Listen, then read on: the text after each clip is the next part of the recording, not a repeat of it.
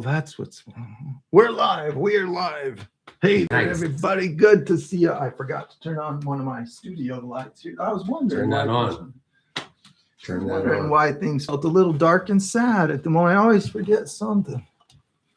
All right. We The got good Ben news on is board.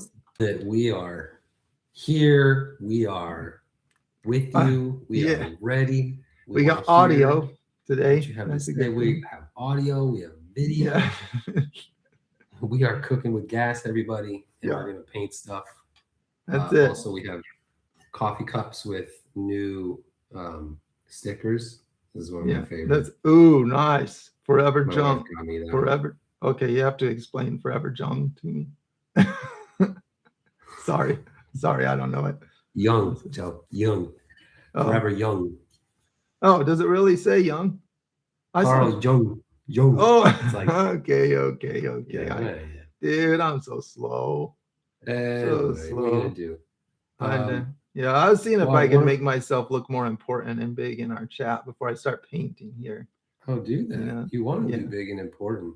Oh, you're trying to share us right now? Hide tiles without it. Yeah.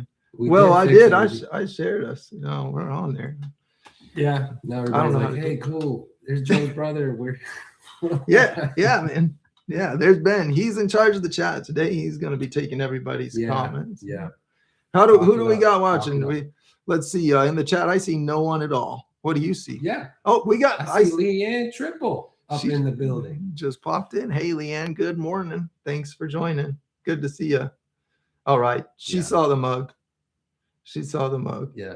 Carl Jung, right? Come on. She gets it. Yeah, she is. I don't know anything in this world other than painting. It's like that's just where my head is all the time. I'm just trying to solve riddles about color. Much like you're aware of painting and people that paint.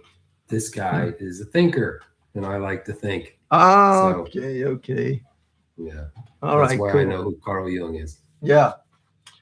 Well, here's the agenda today. All right, what are we doing?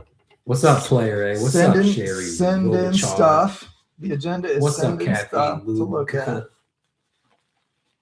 And I'm going to paint this while you're sending in stuff for us to look at. I'm going to work on this. Well, this one was started on the last live stream a couple weeks ago. I went to Florida, so I couldn't do the live stream last week. Oh, nice. How was Florida? Cold, actually. See, we're hot here. In Florida? Ben's in the West. His weather is hot right now. I'm in the West. I'm in Arizona. My weather's hot right now, but Florida was having some cold spells. Yeah, crisis. It's a real crisis for farmers in the area. Their plants can only tolerate so many days, so many hours of cold. I was learning that from some really smart local farmers. Man, those guys know their stuff, and they have to do well. So, they're telling me all about the physical problems and political things about farming. It was very educational. Those farmers are passionate, man. He was this friend of my buddy Vince, down there in LaBelle. Yeah. They know their stuff. Well, so it was very educational for me to see that there's ways of dealing with that crisis, but it's not easy. They got crops full of stuff. So cold in Florida, hot. Yeah. Hot where we are. In Ontario, Canada.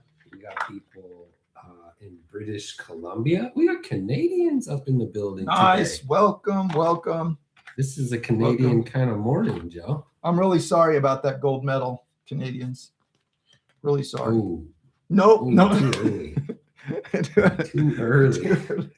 Really? Dude, let the coffee sink in first, bro. Ouch. No, really. It really, man, it hurt. It hurt to watch the disappointment on all of the players' faces. And all I know about it is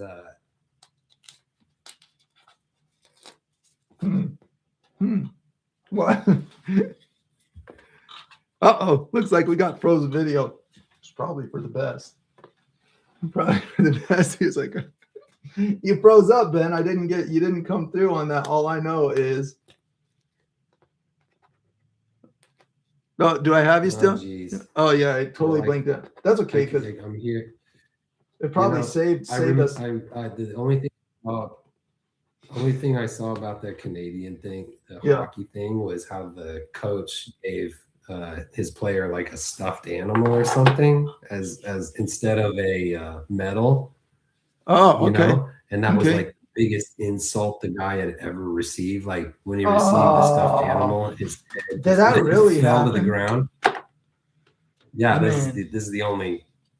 I was like, imagine your life if you're like trying to play hockey so good that you want to be the best hockey player. Yeah, and then you get a whole stuff to existence of dude. humankind, and then Man. you almost get there, and then someone Yeah. gives you a stuffed animal, and this means you are a failure. Oh, that's terrible. No, I genuinely empathize because I'm not a sports, but I wasn't invested in the Olympics. I hardly watched them. And Yeah, I'm sorry. I am sorry to be un-American, but I wasn't like watching and rooting for the home team. Yeah. Well, good So I'm news. not Nobody going. here cares about any of this, anyways, Joe. I just want you to know I wasn't rooting for I wasn't trying to be insulting when I said sorry about that gold medal. I empathize with the disappointment. That's all. Yeah. That's all. Well, we're yeah. That's nice of you, man. That's So, very nice. in this- I am nice. in this- yeah, Leanne didn't watch. She about it, whatever. Yeah. So we Sherry Robichaud wants to know about Paint and Fire. You know, that's kind of where their heads at. Yeah. Okay. That's cool. We have talked about that on the recent live streams. You think we should North Carolina showed up. that again? So it's a popular we're subject. France is up in here. We're connecting the dots. We're triangulating the energies of the globe. Nice. And focusing in like a magnifying glass on an ant into your paint. I just bought my 10-year-old a Page magnifier. Remember the flat? It's about as big as this pan right here. Just a flat sheet that magnifies things. I showed him how to start fires with sunlight with that. The Page magnifiers work so amazing for that. Dude, the day you discover how to start a fire with a magnifying glass, power in your hands. You're like, how cool is that? Yeah, the world is my oyster. Dude, for everybody that's listening, I'm gonna make a public service announcement. If you have come this far in your life and you still have not made fire with a magnifying glass, stop what you're doing.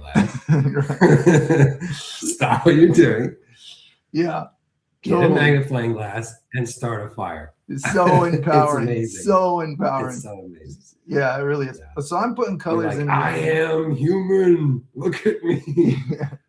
I have mastered my environment. Yeah. That's it. What a beautiful illusion. What a beautiful illusion.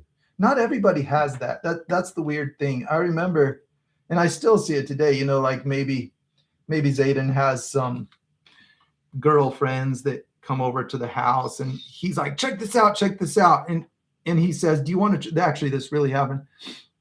He's like, do you want to try it here? Just do that. And they're like, nah. It's like, what? How can that be possible? How could this not be the most amazing thing ever? But it was in those moments where you're like, Zayden, I need to introduce you to your father. There are going to be some tendencies you've got in your life that other people don't. Yeah. No, Zayden wanted to do it. Zayden's friends were so disinterested in making fire. And I was like, yeah, Zayden why? is Joe's son.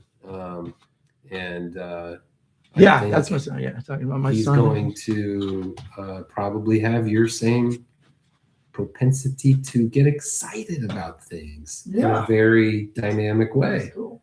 Yeah, it's true. All right. Square up. All right. Jet Set JP's in here from Seattle wants to know what we're going to be doing next. Well, let's see. We've got a request for fire. Fire is always fun. It's cool to combine fire and water. I need to do something with this. I felt like this got cut short. I wasn't ready to call it. So what do you say? What do you say we put some cool colored atmosphere, wild jungly, some warm colored fire right there? Whoa.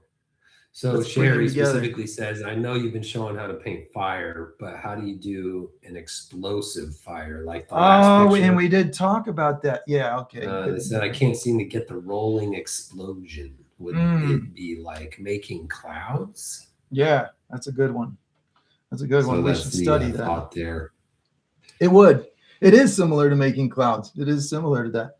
I always feel like, I mean, you could go full nihilistic here and just do a massive plume of a mushroom cloud explosion over a cityscape. Yeah, we could do that. That's very off-brand for Mural Joe, I think. It is awesome. Well, I remember doing that kind of, what do they call it, dystopian kind of look. I was doing like that's what it's a genre. It's a look. But the thing is, I get burned out. It's cool it's kind of like heavy metal. It's really good for a listen. It really hits a nerve. That's fun. Songs. Yeah. So then I'm moving along in the painting and I just start feeling off balance.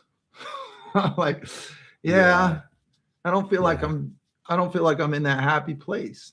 I do want to be in that Bob Ross happy place. Yeah. Well, maybe there's not just one best place. You spend too much time in a place and it starts to feel off balance. It does. Here's some philosophy for you. Want to talk a little bit of lighthearted philosophy? What you got?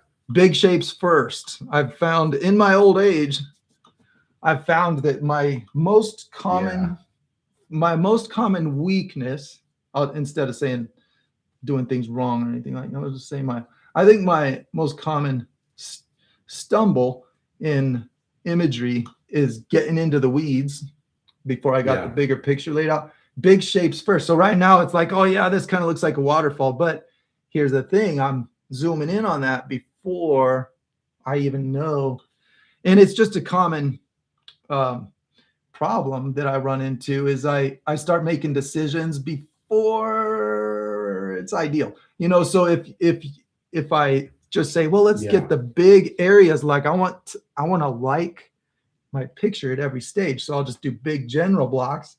When I know I like that, I'll start zooming in.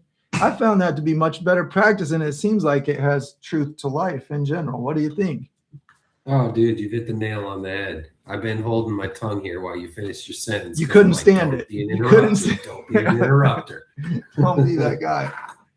All right, your turn. Yeah, so let me get out my paddle. Yeah. Get this ball back. I have been this week thinking about how after doing some reading in this thing about being creative, there's this notion of like not going after a specific thing that you are trying to do, right? All right. Like identify a target and hit it, get there, that sort of a thing. Mm-hmm. Yeah. That's less helpful than just nurturing your space and then a thing emerges from it, right? I've said this recently. Yeah. So in that thinking, it makes perfect sense that you're just beginning from a seed, right? And you're nurturing a seed. It's just like you make a human, you're starting from a singular. Yeah, okay, I can see that. You nurture the singular and then it becomes, more complex, and then it becomes more complex, and then it becomes more complex. Yeah, right. This is also the way things come into focus from a singular to a complex. You go from a dark room, which is black, that's one. There is no sun, there is no light.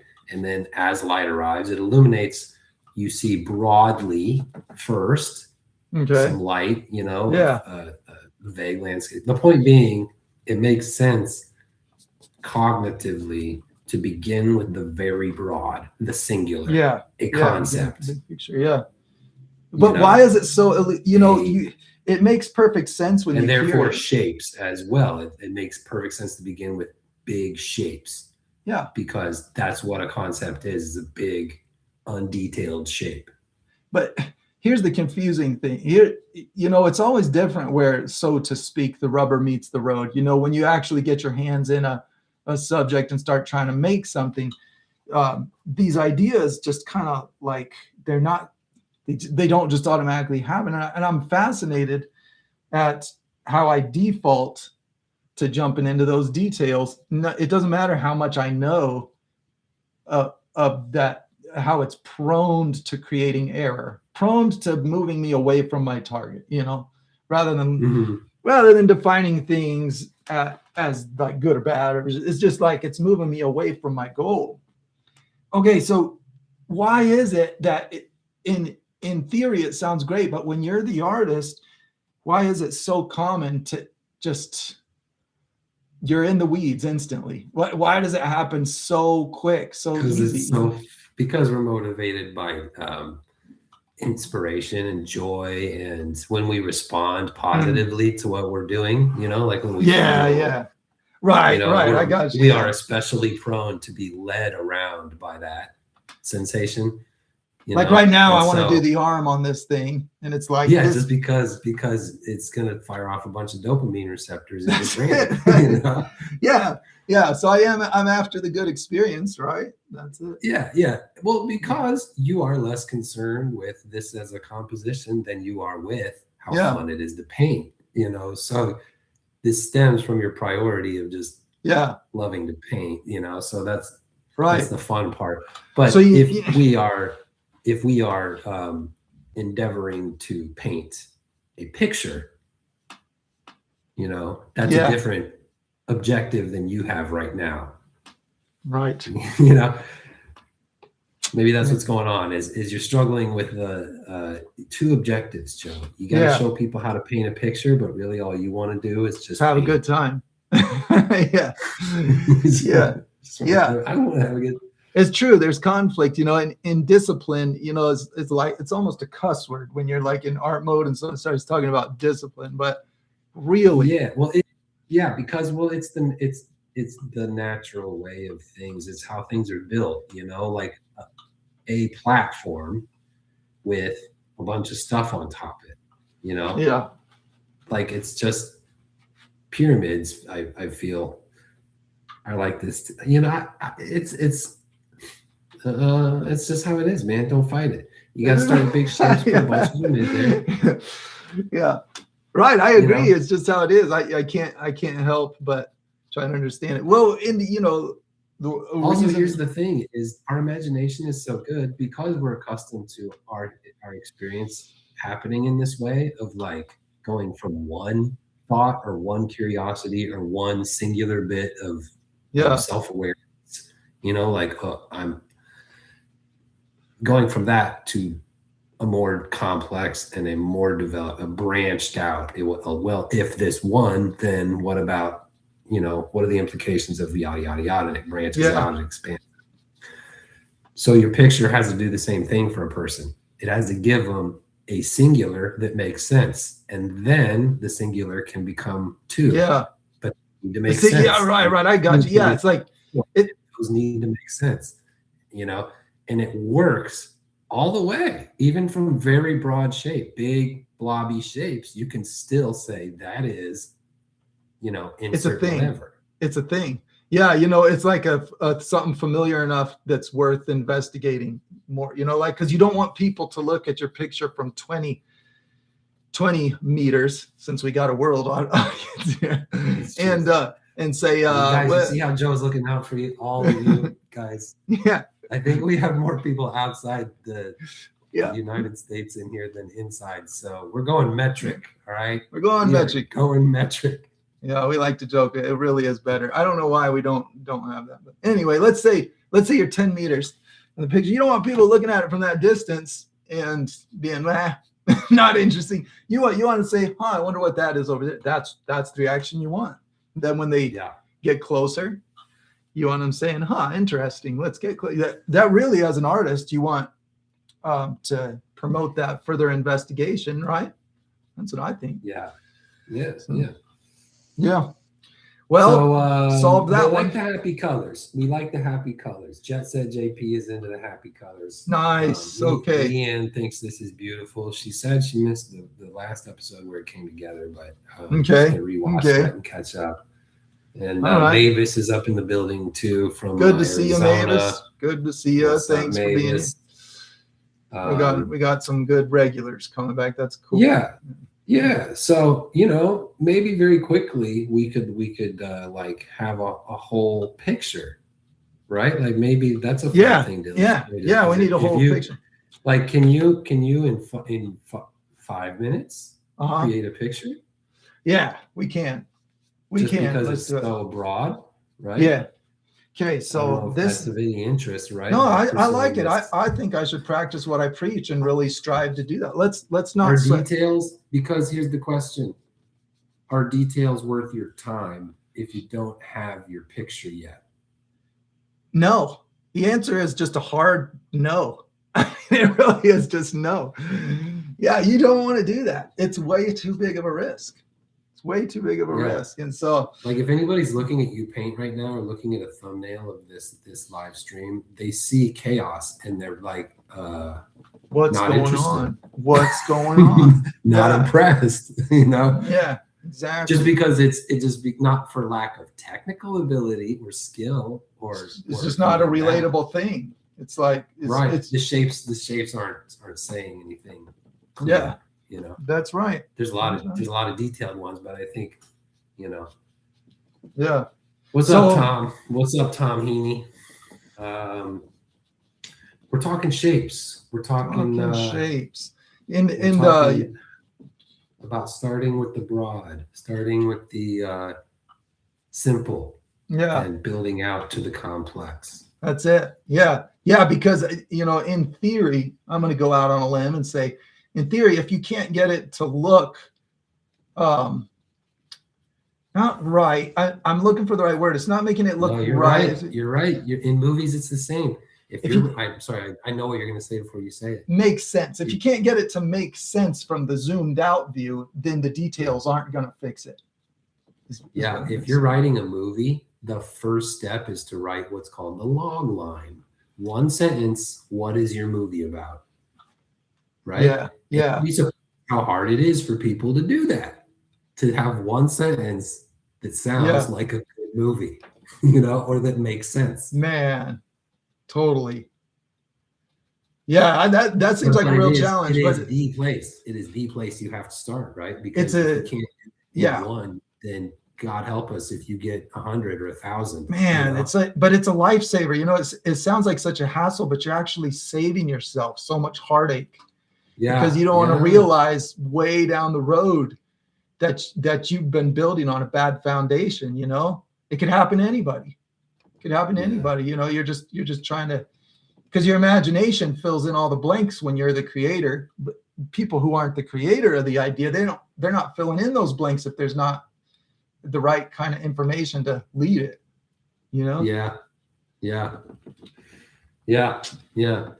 What's this orange stuff over here? I think I like the mystery, but it's vocalizing my curiosity. You don't have to tell me, but it is. I do like our quick coverage here of canvas. Well, we're going bigger picture, right? So, so this in a sentence. Tell me in a sentence here. This is illuminated jungle, fire illuminated jungle is what this is. Ooh, nice. Like this. And so I need a gradient. Gradients and edges tell the story. When you're in a painting, gradients and edges tell the story. So what I'm doing is creating edges of big rough tree shapes, and then gradients that change color toward my light source, like this big fireball, because what's her name? Sorry, I can't remember who said, how about a fireball? Well, we're doing it. I'm going to put a fireball illuminating some jungle. And well, what's her name? Sherry Robichaud. That's it. Yeah, that was the one. Oh yeah, that's what I was gonna say. Robichaud. And so I want to get gradients in place that make that show the bigger picture of that, because I'm going to kill myself on these details if I'm trying to, like we said, trying to fix what the bigger picture can't. Yeah, you'll gas out, right? And then you won't even conceive of the picture that you aim to do in the first place. Yeah. So this gradient here, I'm going to some distant foggy. This is where the light of the fire is much less. And so I'm trying to decrease that orange. I'm just thinking big picture, like what's the light doing in the main areas of the picture. So these gradients are a real helpful tool for that. We're getting less fiery as we move into this, just constant change. It gets less fiery as it goes that way, so that when I get up close, it's like I have the depth that a gradient can offer when it transitions believably. So we're doing that. That's it. Nice.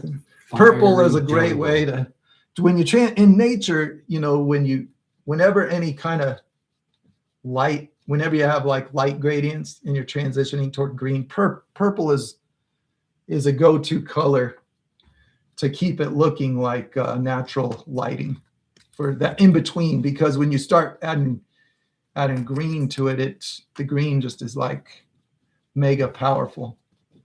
So we're going to add this purple as we move into our cooler background foliage that is not overtaken by firelight. Use a little bit of black and blue in there.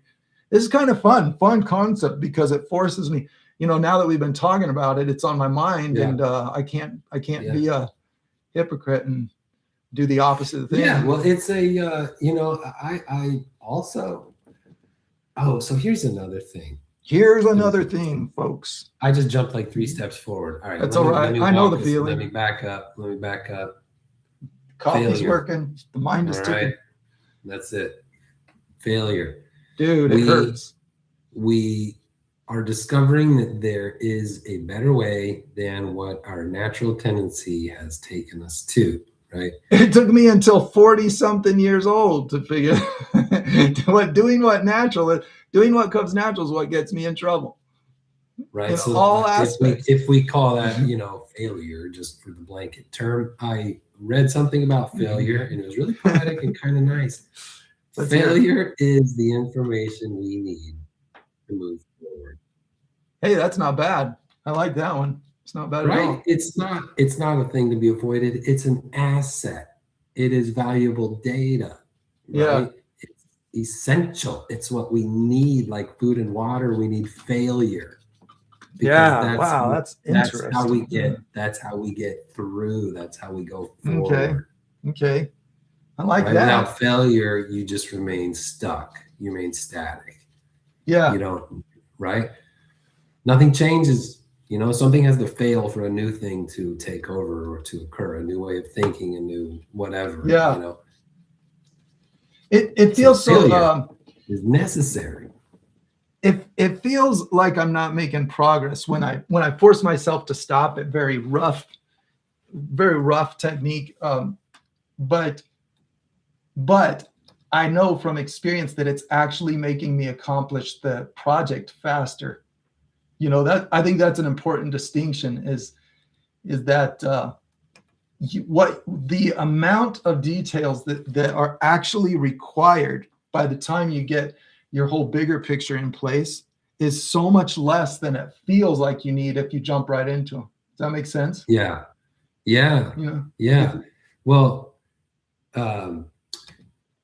you are going to learn so much by just getting a thing out there, that moving fast and just not trying to arrest the conditions and control them into a sharp, finely polished point, we'll say, right? Details, getting into the nitty-gritty. Think about if you're like in the beginning stages of being a person, is like a baby coming out of the womb ready to make sushi, or like do gymnastics, right? These are things that take refinement, that take craft.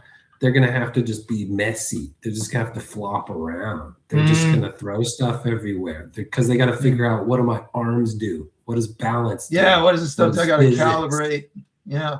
Right. Yeah. So they just start very broadly, I know that is so true. Fail their way all the way to sushi and gymnastics. So true. It's fascinating to watch that.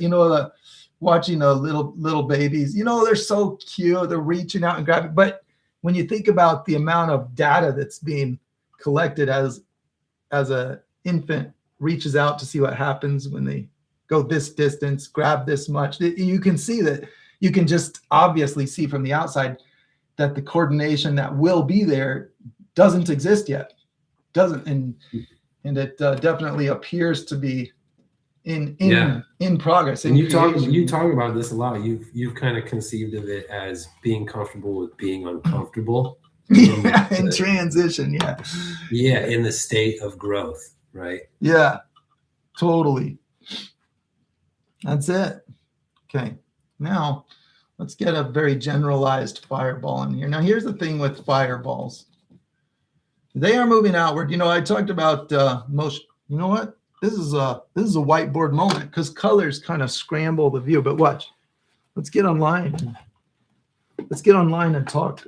Study some explosive fire. I'm getting over to my computer.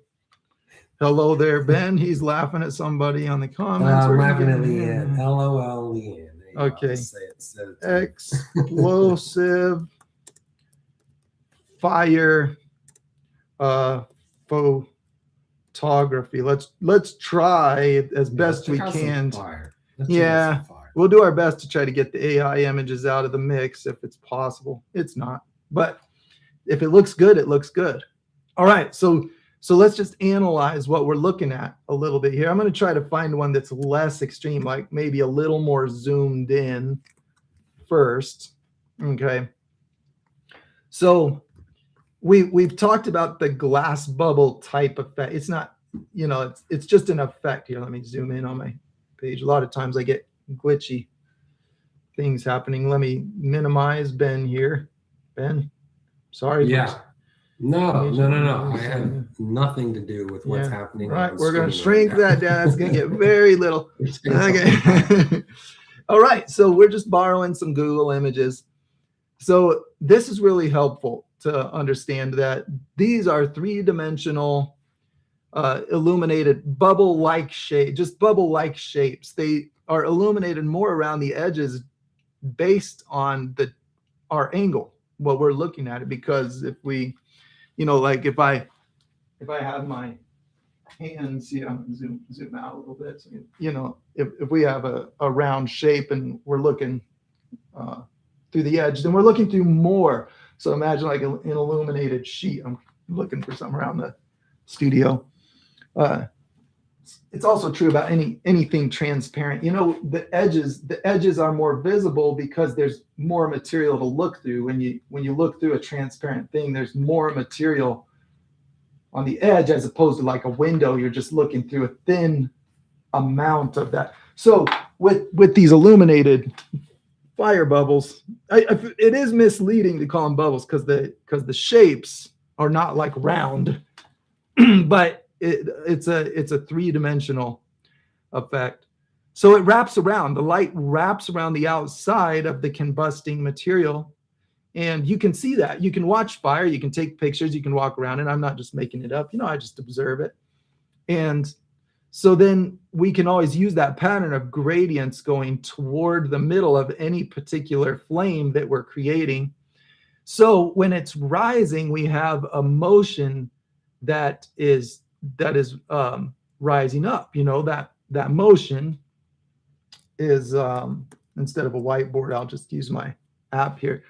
When something's rising, it curls as it goes out of the main current like this. They don't go the same area, but this is the mushroom cloud effect, and we've talked about this a lot, but it's always worth re-talking about. That's just a representation of the motion. So that creates some different shapes than if something's just exploding outward. So let's say we're looking at this from the top view. If we were looking at it from the top view, let's even switch the color to some orange. That'll be fun. If we're looking at the top view, I'm hitting the undo arrow. Then we're just gonna have like some random shapes like this, and let's take that random shape and blur it. Let's just use our blender tool and blur it like this. Let's make that size a little bigger. Move Ben out of the way. Whoa, Ben's in the way. A little bigger on the Story blur. of my life. The story of my life. Okay, look how this resembles a flame. Isn't that fun? Just by blurring that inside, it resembles. I'm not saying I aced it. Okay, No, all right. that's flamey. Yeah. So now if we go back to the draw tool, we do another one. We're just going to overlap it. We're going to do another because it can be behind it. It can be in front of it. It's light. Light doesn't block light. So we end up with a lot of overlaps. Yeah, so let's use the blender. Flaminess. Yeah, so we're going to blend the inside more than the outside. It's not that it's an exact rule where we Mavis sees the flaminess. Okay. I like that. Good term, flaminess. Okay. That's all right. So now I've flaminess. tried to preserve the overlap in that. Tried to preserve that.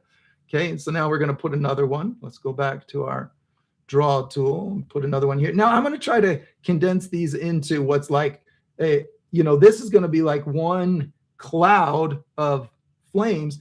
Then we might have another one over here. So this is the same thing as natural clouds. There's a fractal like nature to it where you have a cloud made of many small clouds. That the same thing happens with fireballs. It's you don't have to that's not like a super important vital rule to follow. I just am narrating what my thoughts are. Now I'm going to get that blender tool, and I'm just going to start blending anywhere I see that dark space that's kind of in the middle of these edges. Now, this is a real messy job. It would be more ideal if I could let it dry and then layer it, but I'm not trying to get into a big digital art project. I just want to do a quick demo on how we create three-dimensional fireball-like shapes by just doing those edges and gradients. Okay, so we could keep combining that, and then we could add the light. We're going to have bright spots, and this is what I'm going to do with paint.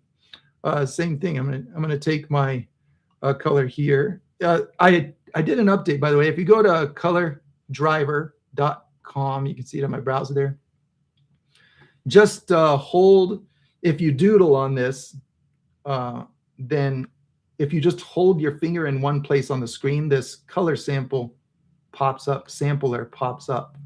So I can use that. Let's use that color. So if I just click, I've got the mouse to click it now. If I just click this and hold it in that one spot, then it gives you a sample of that. So when you're in a picture and you want to use a color that's already there, it's just a shortcut.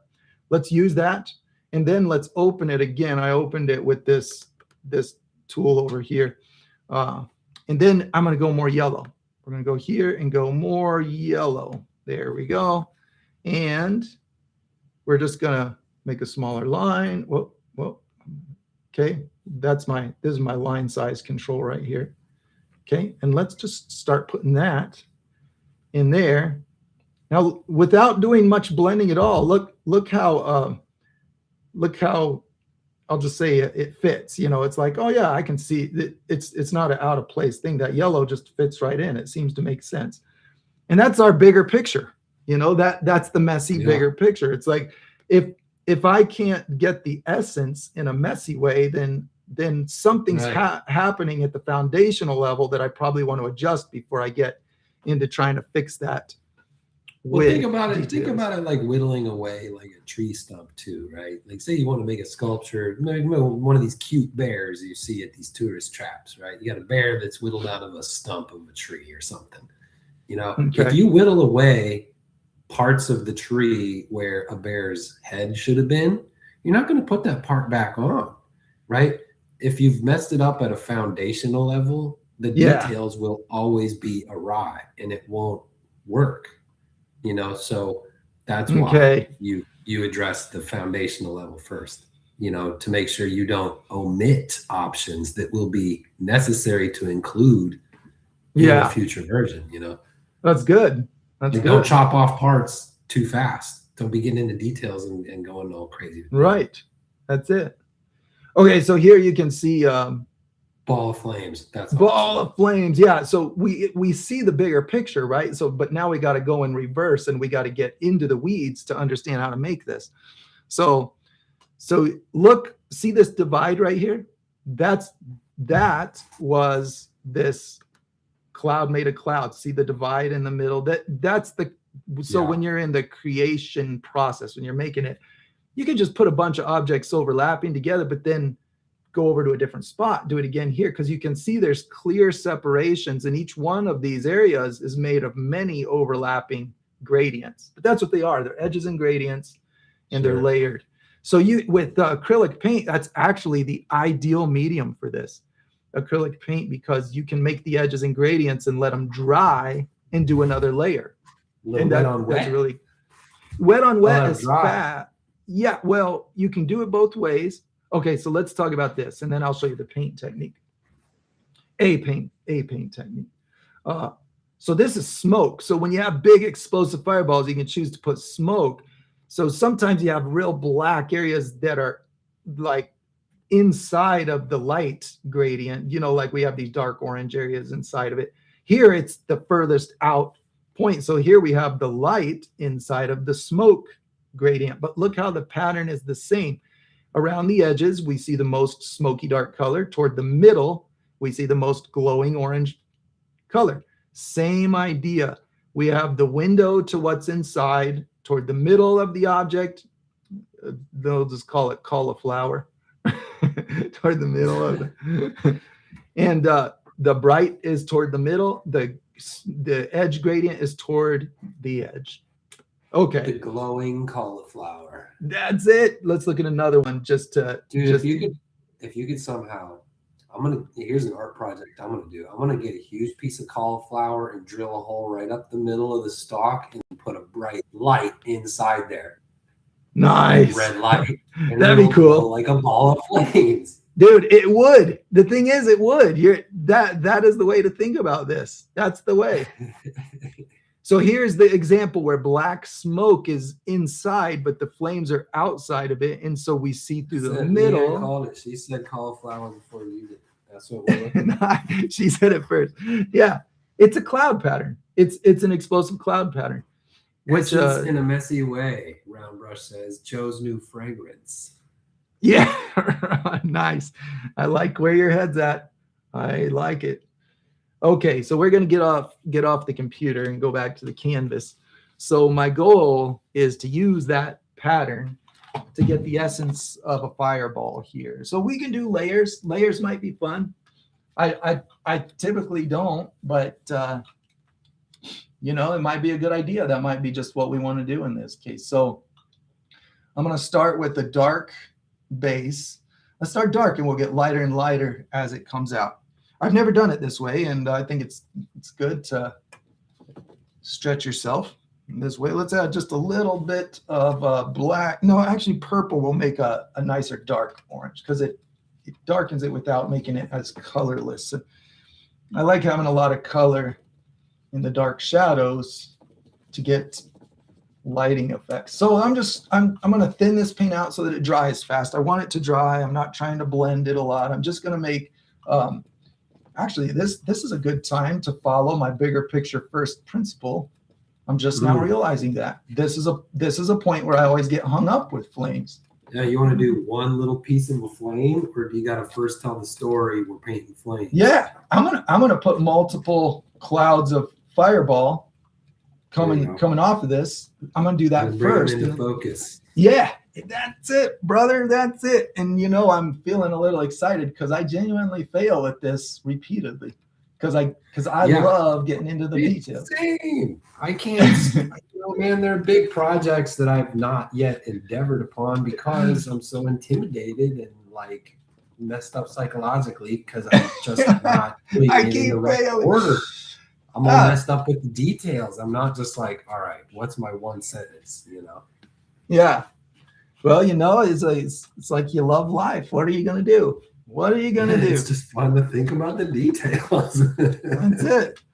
Well, while that's drying, I need to think about what I'm going to do across the surface of this water. I think it'd be cool to make, like, what if this dragon character was breathing some kind of a flaming solvent-based combustible material that is lighter than water, which they usually are.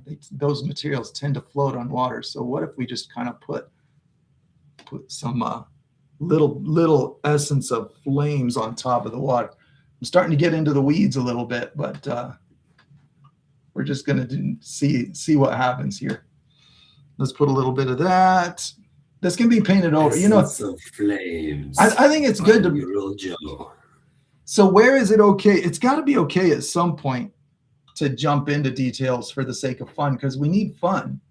Like I'm going to argue that we need fun. We can't like suck the fun out of it, saying it must be done big to small. Then, this is where we need to anchor ourselves back into what is it that we want, not necessarily what is it that we ought to do, but what is it that we want to do. Okay, that's a good point.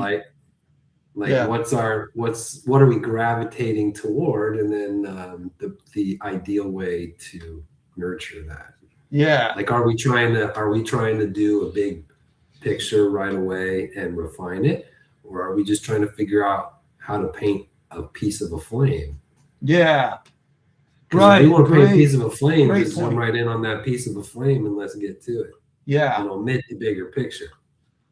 Right. That's good. That's a great way to say that. All right. So maybe it's kind of like I can put the details in, but I'm going to do it in a way that I'm not married to them. I'm not married to them. I don't want to get. Yeah. You're not ready for that, Joe. We're not tying the knot. Not tying the knot just yet. Not That's it. My kids love, or my youngest, like, it's fun watching your kids rediscover the things that you knew when you were little. Like, well, if you like it that much, why don't you marry it? Who's ever heard that one? Yeah. Oh my gosh. And that was such a bomb drop too. So clever, just so clever. Kids love saying burn, When somebody hit you with the "why don't you marry it," you were just like, "Oh, man, that hurts." Yeah. Oh, I almost fell off my stool laughing at that. Yeah. I like that. Okay. All right. I think we got a bigger picture in here. Like, imagination is able to piece this together, right? And over here, I don't know what's going on the left, but my goal is to have nice contrast. Like over here, I want to see some of these cooler colors just for the sake of composition. So what if we had there you go. We can just rough those in. Just rough them in. We're just going to put some contrasty colors. Let's get some purple in there so the greens aren't too intense. Let's get some white and lighten up that. My workflow is always get the primary, then lighten accordingly. That's kind of my. The reason is it's also it's just helpful strategically. Okay, I'm a relationships guy, right? I love thinking about relationships between things, between people, between objects, between subjects, right? Yeah. I got you. Relate to each other, I find fascinating. Okay. When you're painting a picture, if you just do a piece of a flame, that's a technical study on how to execute a flame. Okay. Right? Yeah. And that's interesting. You can be very curious about that, and that can be very rewarding. But if you are doing a picture with flames in it, you're going to need those other objects. You're going to need those other subjects, pieces of your story roughed in. Yeah. Because they're going to talk to each other. They're going to talk to the flames. Oh, yeah. Good. I like that word. They're going to talk to the other subjects. So if you try and develop a thing in isolation, you're omitting all of the character it receives from its relating to all the other things in the story. That's totally what I did with my, I've been real disappointed with my Moses and burning bush scene, the one that I showed earlier on. Not because everyone that looks at it compliments the flames, and I'm very thankful for that. But the thing that's disappointing to me is that bigger picture. I just feel like I've got these two big objects side by side. I got the flames, I got the person, and I didn't get that composition ironed out at the beginning. So now I'm fiddling with it while all the details are in it. And it's like, Yeah. it's exhausting, it's exhausting, but it's still fun. It's still fun to try to do it. Great learning experience. Well, I was gonna say you would never have that sort of an insight without going through that Doing it. experience. Yeah, exactly. Exactly. Yeah. So, and you're breaking hearts right now by going through this experience of painting over that background. Yeah, I'm breaking. What is that? What is he doing? Jet Set JP is over here in tears, man, crying in their cereal while you mess up this waterfall. Oh no. Well, we're gonna make that waterfall look good. It's not all over. Okay. That's good. I like to hear what the liked parts of the picture are. That's yeah, good to hear. Yeah. The beautiful blue is what they call it. Oh, okay. Oh yeah, blue is a magical color, isn't it? I love it. Yeah. Well, let's just move some beautiful blue up higher. Let me see blue on over. Just put it up here. We're gonna put like a big, tall canopy of vegetation, and we're gonna put a nice exaggerated blue color in there, a little bit of purple, so it's not turquoise. In a landscape, as a general rule, in a landscape, outside of water, avoid turquoise. It just, it's such an uncommon color. It's a good general rule. I'm just giving you just kind of a general rule to might save you a headache later. When you do gradients in the sky and the landscape, the paint makes a real vivid turquoise and tends to be, like Ben was saying, relationships. The relationship of the turquoise intensity to the rest of it tends to be off. So I use purple a lot to get that brilliant kind of turquoise color out. Purple? Yeah, purple is like the anti-green. It takes the green out of your blues and helps them to be like look like atmosphere and natural landscape colors. It's a general rule. I always felt like a good nickname for you would be Magenta Joe. Magenta Joe. Yeah, man, do I talk about that a lot. It ends up being a real common need, magenta, in a picture. Here, we're going to throw in some river rocks. We're going to put some rocks down here. Let's put some light colors between our dark shadows. I just find those lighter areas, brush over them a couple times. Then if you get just a wee bit of white, see, and you find the light areas, just put those light areas right on the already light areas. Here's something, changing the subject a bit from what we've been talking about, Ben. Let's see if we can make a philosophical metaphor out of this basic concept. Are you ready? You ready for me to lay it on you? Oh boy. Okay. Where you at? Well, in painting, there's an intuition that I experience that tells me when I'm creating texture or creating content, filling up with content. Put the content where there's room for content. Put it in the empty space. But what you find is that the most natural and attractive looking composition preserves empty space and clusters filled space so that it does not become evenly distributed. But now it feels like a human tendency. It might just be mine, but I've seen people do it a million times when you're like faux finishing a wall. We go to where there's not clouds and we put a cloud there. When you're doing a sky, we go to where there's not a rag texture on your wall and you put a stamp of texture on it. You do it in the empty spaces as you fill it in. And what happens is it becomes people always say, why does my whole picture turn to mud? Well, it's because instead of putting the highlight where there's already a highlight, you're putting highlights where there's dark. You're replacing dark areas. So it's just a common thing that happens. Not trying to generalize everybody. Super common struggle. Highlighting your dark places so that everything runs together. Dropped out a little bit while you were talking. I don't know if total waste. Totally. Okay, so when I do it to shorten what I just said, to just, I'm just going to shorten it all. Can you hear me? Bad signal. Yeah, I got you. Go. Okay. instead of highlighting all of my shadows, when I do a technique like this, I put black, I create dark areas. Now, if I go to the places where there's not bright colors and put bright colors there, I end up getting rid of shape, detail, and content. But what I need to do is put highlights where there already are highlights. I need to preserve what's different and make it more different. And this is something that intuitively doesn't happen. I have to consciously do it, because the tendency is to go where you don't see something and put something in it. Yeah. But it undoes your whole picture. It totally annihilates the look of content. You know what I'm saying? You know, that's a very mature, I think, place to be, to realize not only in, again, okay, so very quickly, how I go from art to life. It is a very mature place to be to realize that there is a time to push and there is a time to abstain.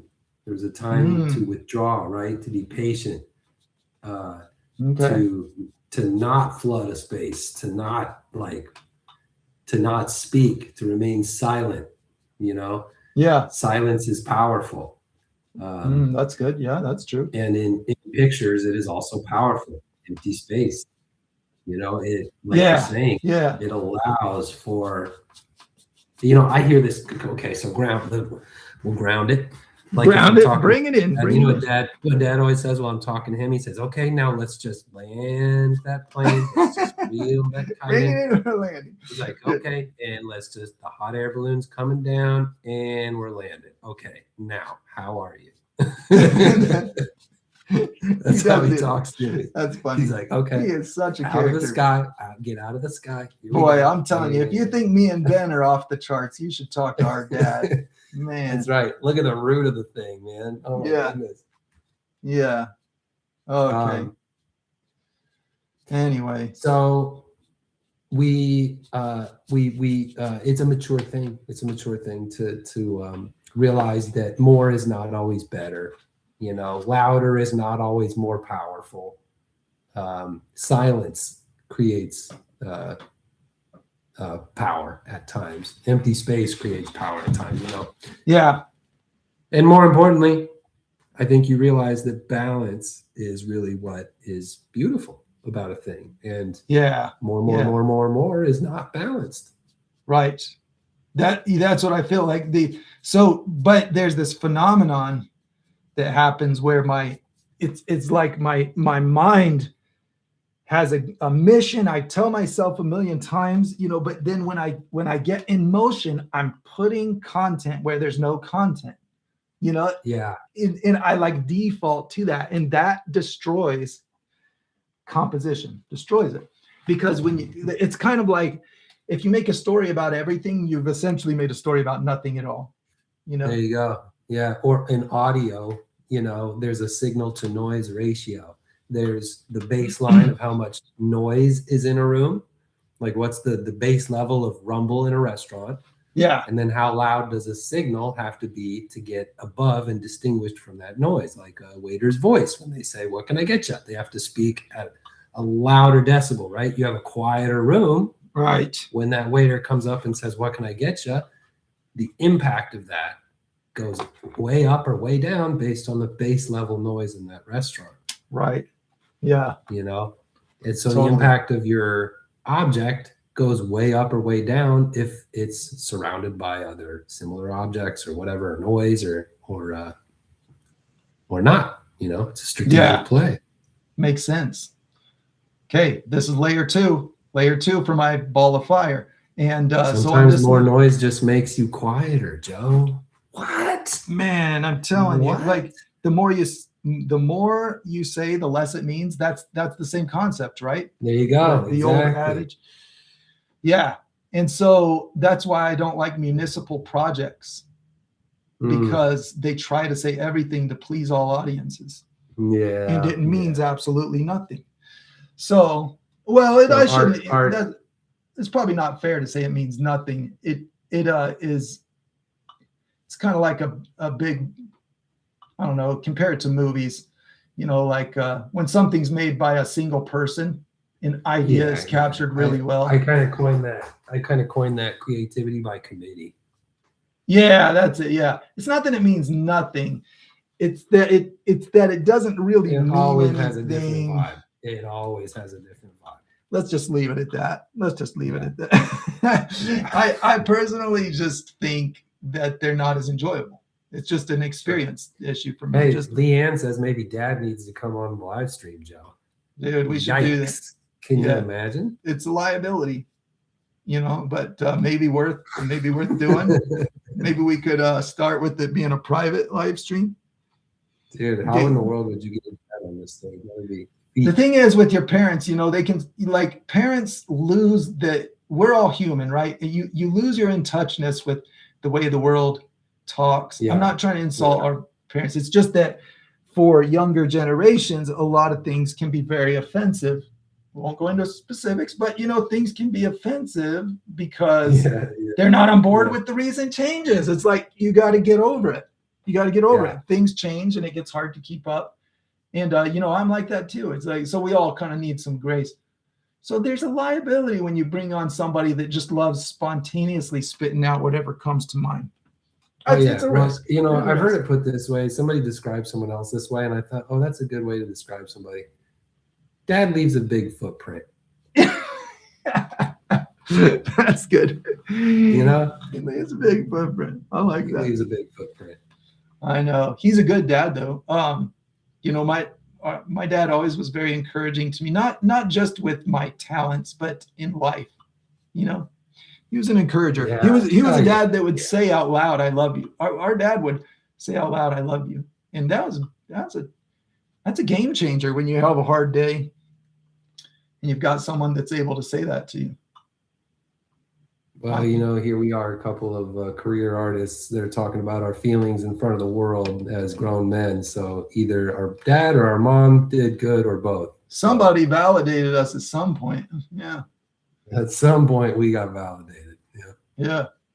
All right. So all I'm doing is making those edges that I saw, just edges. But I'm imagining them being the edges of distorted bubbles, like real distorted bubbles. And I'm starting with just a pure primary orange. I'm going to lighten my color as I go, theoretically working my way to the outside of my fireball here. And so Leanne says, man, they know the feeling. Parents can say the most offensive things in public. Totally. But it's, for me, it's a mirror. I'm like, okay, what offensive things do I do? It's complex. Roundbrush says you could have your dad put on a Joe wig. Dude, clothes, and don't even mention you've switched. Don't even mention it. I think you would notice. I'm going to put that out there. Show. I think it would show. I think there was a show. Truth be told, Dad can paint. Dude, he's an artist. He's the OG. Totally. Remember how we used to? Figured out YouTube and got out in the public eye, but Dad's a painter. Commercially, professionally, that's what he started doing, and then we all had to paint as like our first job. That was where the familiarity started. He showed us the ropes. He does canvases in his old age. He does canvases, and he's good at it. He sells. People will buy them. Who's better? Roundbrush says. Who's better? Oh, geez, we want to turn this into a competition. Oh, well, he would insist that I am. But I would insist that that's not true. He's just very Roundbrush. You tell me which is better, sweet or salty. Yeah. You know what? My dad's pictures are super fun. He doesn't get caught up in analyzing these details. This is a flavor of art that's not for everybody. He is all intuition. Our dad, all intuition, heavy on the intuition part. Like, in other words, everything is instinct. It's like if you start talking about, well, Dad, he's asked me questions, and I'm like, I kind of watch as he's speaking a different language. He'll be like, hey, now tell me something about what made you decide to use that color for the background? And I'll be like, well, because it's blue atmosphere and it's layered over the green trees. And when a blue light mixes, you simply just make a gray or more purple version of that. So I just used a gray, blue, violet. I'll say that. and it's like he just kind of raises his eyebrows and like, huh. So what I'm seeing, and then he goes into this. So what I'm seeing is, and it says something way different. That's all about feelings. It's like exactly. totally different language. Yeah, I mean, I painted a picture when I was in high school that he kept, and he has, and he's asked me in my adulthood, he's like, why did you choose this and why did you choose that? And I'm like, well, it was this and that and the other thing. And he's like, when I look at it, it means this. And yeah. And I'm like, whoa, dude. I'm like, wow, Dad, cool. Yeah. So, it's fun. I thought it was a very picture of a dude in a chair, man. Yeah. Okay, I got some edges in there, right? I got some edges. So I'm going to let that dry. I'm going to let that fireball dry. It's looking very interesting. I got my dark, and as I add brighter colors, those are going to show up more. So while that's drying, what do you say we look at the inbox? What do you say we do a little bit of email review? Let's do that. We've got in the inbox, we got some stuff. Let's slide this little thumbnail over. And I haven't been here for a couple weeks. So I see here that Sherry has asked about fire. And let's see what the date on this email. That's February 7th. This is a while ago. Sherry, if you're watching, sorry that I'm just now getting to this.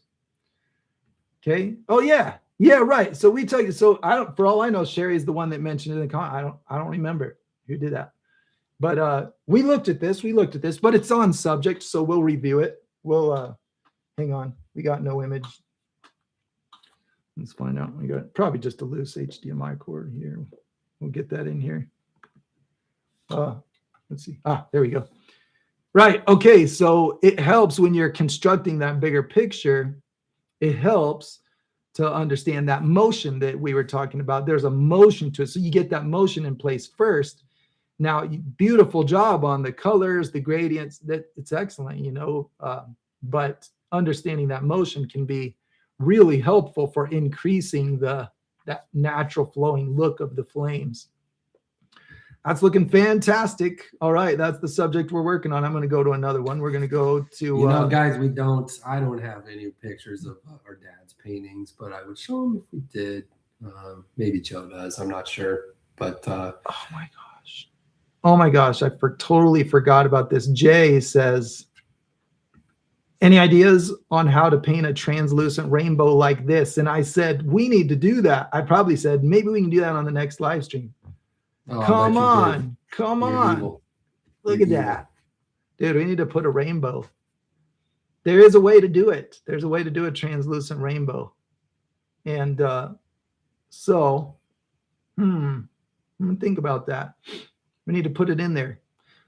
What happens with rainbows is we work hard. It's common for people to work hard on the colors and lose the lightness. You have to sacrifice the intensity of color because a rainbow is very bright. And so either the rest of the picture has to go very dark, or you have to sacrifice color intensity to get it light enough, because it doesn't look like light anymore if you lose the lightness. Rule to remember. I'm gonna maybe we can squeeze a rainbow in our picture. That'd be a fun contrast, a happy rainbow and a fireball coming out of a cave. Okay, then I don't know if I've ever seen a rainbow and a fireball in the same view ever in my life. Yeah, that's Tyler's. We did that on a previous live stream, so I'll skip it. But beautiful work, Tyler. This is the second time I remember looking at that earlier. Beautiful work. Okay, then we're moving up to February 14th. And never mind that security alert right there. We got Mark sending in a painting. Mark is sharing. Okay. Oh, we saw that one. Beautiful work, Mark. Beautiful work. We got the deer on there. Oh, nice perspective. Excellent downhill perspective. I love that. That's a lovely manner. That you know what, Mark? You captured a beautiful day. That is a beautiful day. Yeah. Here, I want to hang out in that day. This is our second time looking at it, but it's worth it. It's a beautiful, yeah, happy. Dude, I want to lay down. It's like 70, dude. It's 73 degrees with calm winds. Maybe no wind. There's maybe like a 2 mile an hour breeze. Yeah. 2 mile an hour. Yeah, that's awesome work there. That was Mark. Okay. And Rolling Fire, Sherry, we're revisiting that subject. Now, Steve, so he told me how to say this word, and I already forgot it again. It again. Gouache. Yeah. Gouache. You got it. Gouache. Gouache. Yeah. Good term. I still don't know the answer. Gouache. Beautiful work from Steve right there. He said a messy gouache street. Oh, this is what he painted. He's not saying how would you paint it. My bad. A messy gouache street scene. Roundman scent. Okay, got it. A messy gouache street scene. Sorry, I read the message wrong. All right. Brownbush recommends gouache paint, Joe. Gouache paint? Yeah. Oh, all right. I'm going to look into that. All right. Check it out. Mary did. Oh, this is on subject. Look what Mary sent in. Oh, the Horse of Fire? Are you kidding me? Dude, nice work with the. Must be the year of the horse, huh? It must be. That must be why we're doing it. Look at that awesome light on the spine of that bad boy. Very cool. Nice, great. You can see Mary doing the same thing that I've been doing. Same gradients. Yeah. That's it. Look, the main, same idea. Heavy paint, getting those gradients in. All right. Yeah, that's cool. Their galaxy splatter. Yeah. I like that picture. Thanks for sharing this, Mary. It's beautiful.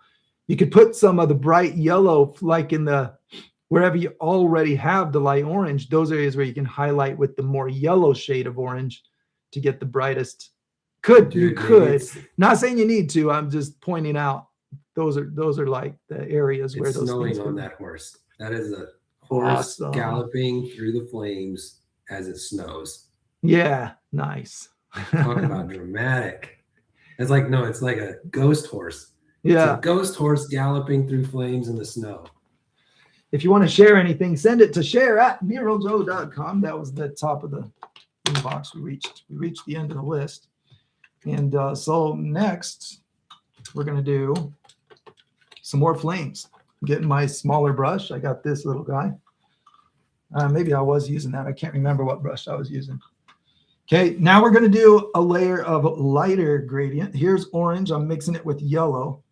So this is a lighter color. This yellow, all yellows are not equal. This yellow is especially good for canvas painting.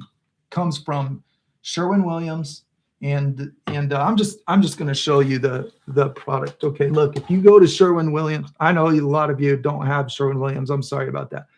But what's unique about it is it's a factory tinted base. If we go to Sherwin-Williams, the product is Duration Bright Yellow Base. Okay. Not endorsed by Sherwin-Williams. Disclaimer. No, this is not. We're not sponsored here. This is what the can affiliated with any of these brands. Yeah. However, if you want to give Joe money, share at muraljoe.com. Not sponsored. It really is a great product. What I'm disappointed about is that I can't get this in the other colors. But a good yellow is hard to find. One that covers is pretty valuable thing. So this handles very much like artist paint, this product right here. Notice that it says bright yellow on the can. That's a key component. So if you find some product where you live that doesn't need to be manually tinted at the store, then you've got something that probably has better covering pigment. That's a good general rule, because in order to make a paint any color you want, they leave the paint transparent and then add that tint as you order it. But if it comes right from the factory, they use their most dense pigmentation. It's usually a powder. I don't know all the science of it. I just know that this is a great product. It also doesn't skin over. If I did my own line of artist paints, I would model it after this one product right here. It also comes in a red. So I believe it's called Real Red. Those of you that live in the States would have an easy time finding this, I think. Sherwin-Williams Duration Bright Yellow Base. Look at this. The Real Red. It's just the name of the color.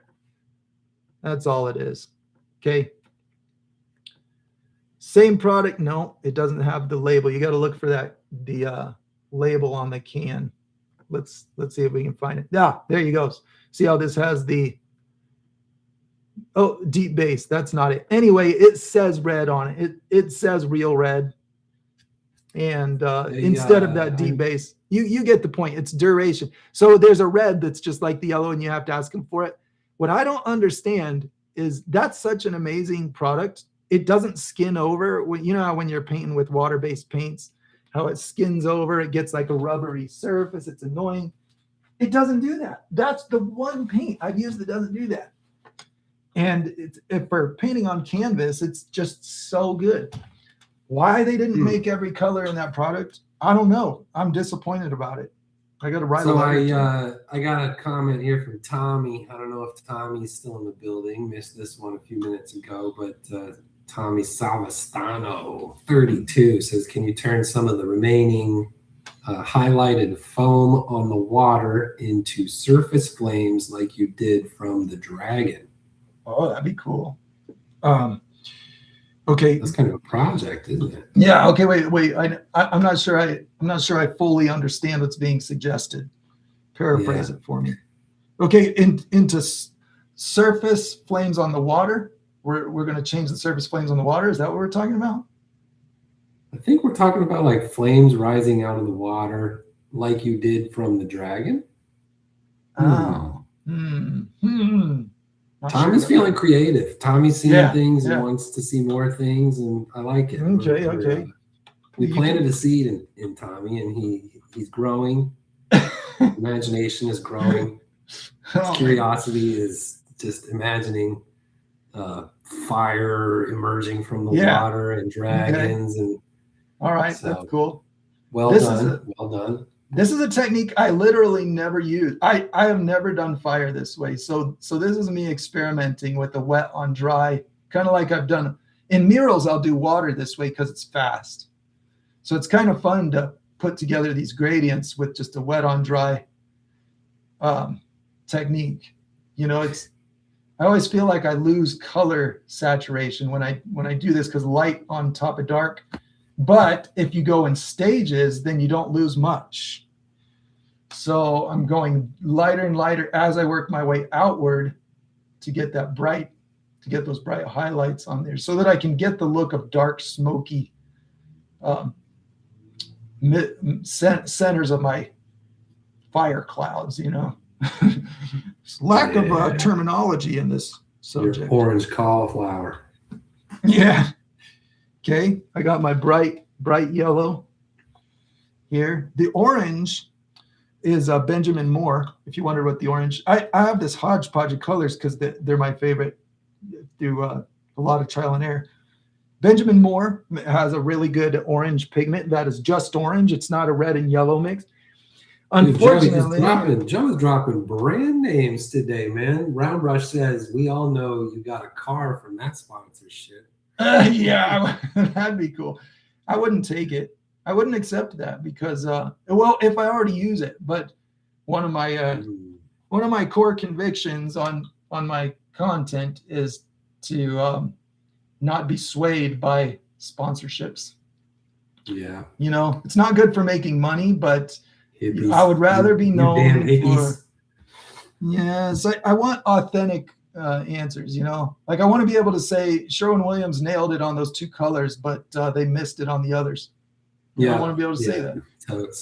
Like they're not the one that did good all around. And I want them to say, hey, you know how it works in Hollywood is a lot of people want to come here and make movies. You know, they all want to be artists. They think the world's waiting for them. What you learn when you get to Hollywood is that you got two options. You can make money helping someone else tell their story, or you can spend your own money telling your story. Sounds logical. And if the stars align and the blue moon comes out and, you hit the jackpot somehow, because sometimes people in Vegas do, you get paid to tell your story. Yeah. But that's not really what you should expect from Vegas, Right. You're saying that you're like, that's the lucky one. That's the, what I'm saying is there's freedom in being untethered. Oh, yeah. Yeah. You say whatever you want, do whatever you want. If it's your money, it's your time. If somebody else is paying for it, well, all of a sudden it's their story. You say what they want to be said. That's it. Yeah. And so I don't want to, I'm not saying anything bad about people who go that route, but it's just not attractive to me. I don't want to do that. So if I ever tell you this product is a good one, it's because I like it, and that's all. Yeah. Good product. There you go. It earned it. The truth is out there. Joe has had a satisfactory experience with these products. That's it. That's all it is. This one is a, and I've heard that Benjamin Moore brand has a lot of really good pigment technology. They've got a real diverse array of pigments. Their yellow doesn't beat Sherwin-Williams. That yellow is the best, really is the best. But overall, I think their pigmenting is real saturated, bright colors. Okay, you can see the fireball coming in, but here's the problem with it as it stands. Not light enough. Remember the rainbow issue I was talking about? You don't have the sense of light if you don't have lightness. It's got to be relative to the picture. You might want to repeat that. Okay, I'm going to go to my already light asterias. I'm going to them. Already light asterias. We're low on time, so I'm just gonna brighten my already light areas. So I put a little bit of white and yellow. This one has yellow. That's it. Get those details, man. We roughed out quickly. We are next to a river in the jungle. Something's on fire in an explosive fashion over here.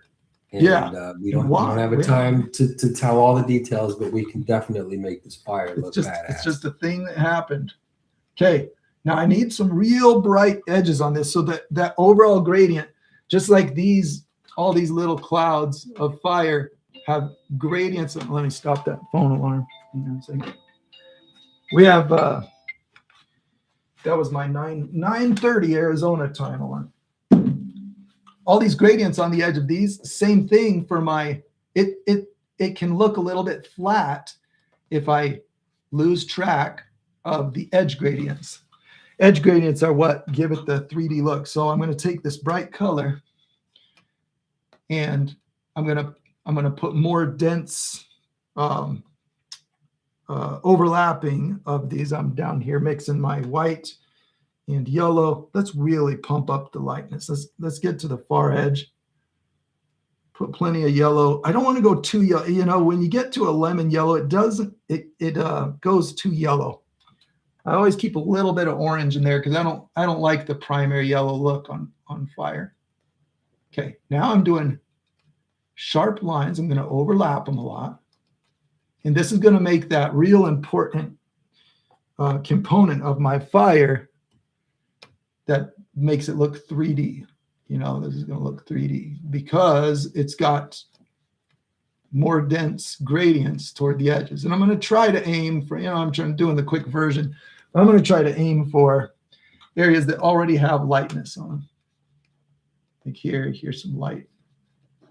Now I do want some of that bright color also on the edges of these, but just overall, I'm going to put more toward the edges. This is kind of a cool area. I like that one. So to recap, we're trying to make a fireball, not rising flames. This is the specific goal of this, is making the fireball. And this is like looking at the flame from up above. It's like that. It's a different angle on similar motion because it's made of clouds or bubbles. I call them bubbles. You know, I like thinking of them as they're bubble light. They Yeah. behave like a bubble. Yeah, but they overlap, and where they overlap, they don't get darker. You don't make one blocking the other. Okay, I feel like we're getting somewhere. This might be the best fireball I've painted so far. You know, I might be overestimating my end result here. You know, but to me, I think that other attempts at fireballs have not come out quite as clear as this one. So I think the layering technique worked pretty well. I'm just doing wet on dry in this one. Okay, let's put that on there. Get my light color. Get that real bright yellower color in there. I got kind of a little booger on the canvas. I hate those little boogers. Get that off. Okay.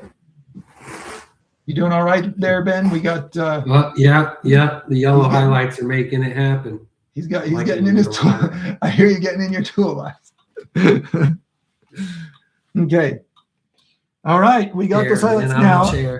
I need to remember my rule. If you put it everywhere, it's the same as putting it nowhere. You got to remember that. Signal to noise, Joe. Signal to noise ratio. Yeah. So my instinct is to go to this dark area and be like, oh, that doesn't have any. Let's put them in there. Yeah, you can, but I just want to make sure I don't put a lot in there. Let's just do little bits so that I preserve the overall area, because that dark area is what makes my light areas look light. I don't want to ruin Yeah.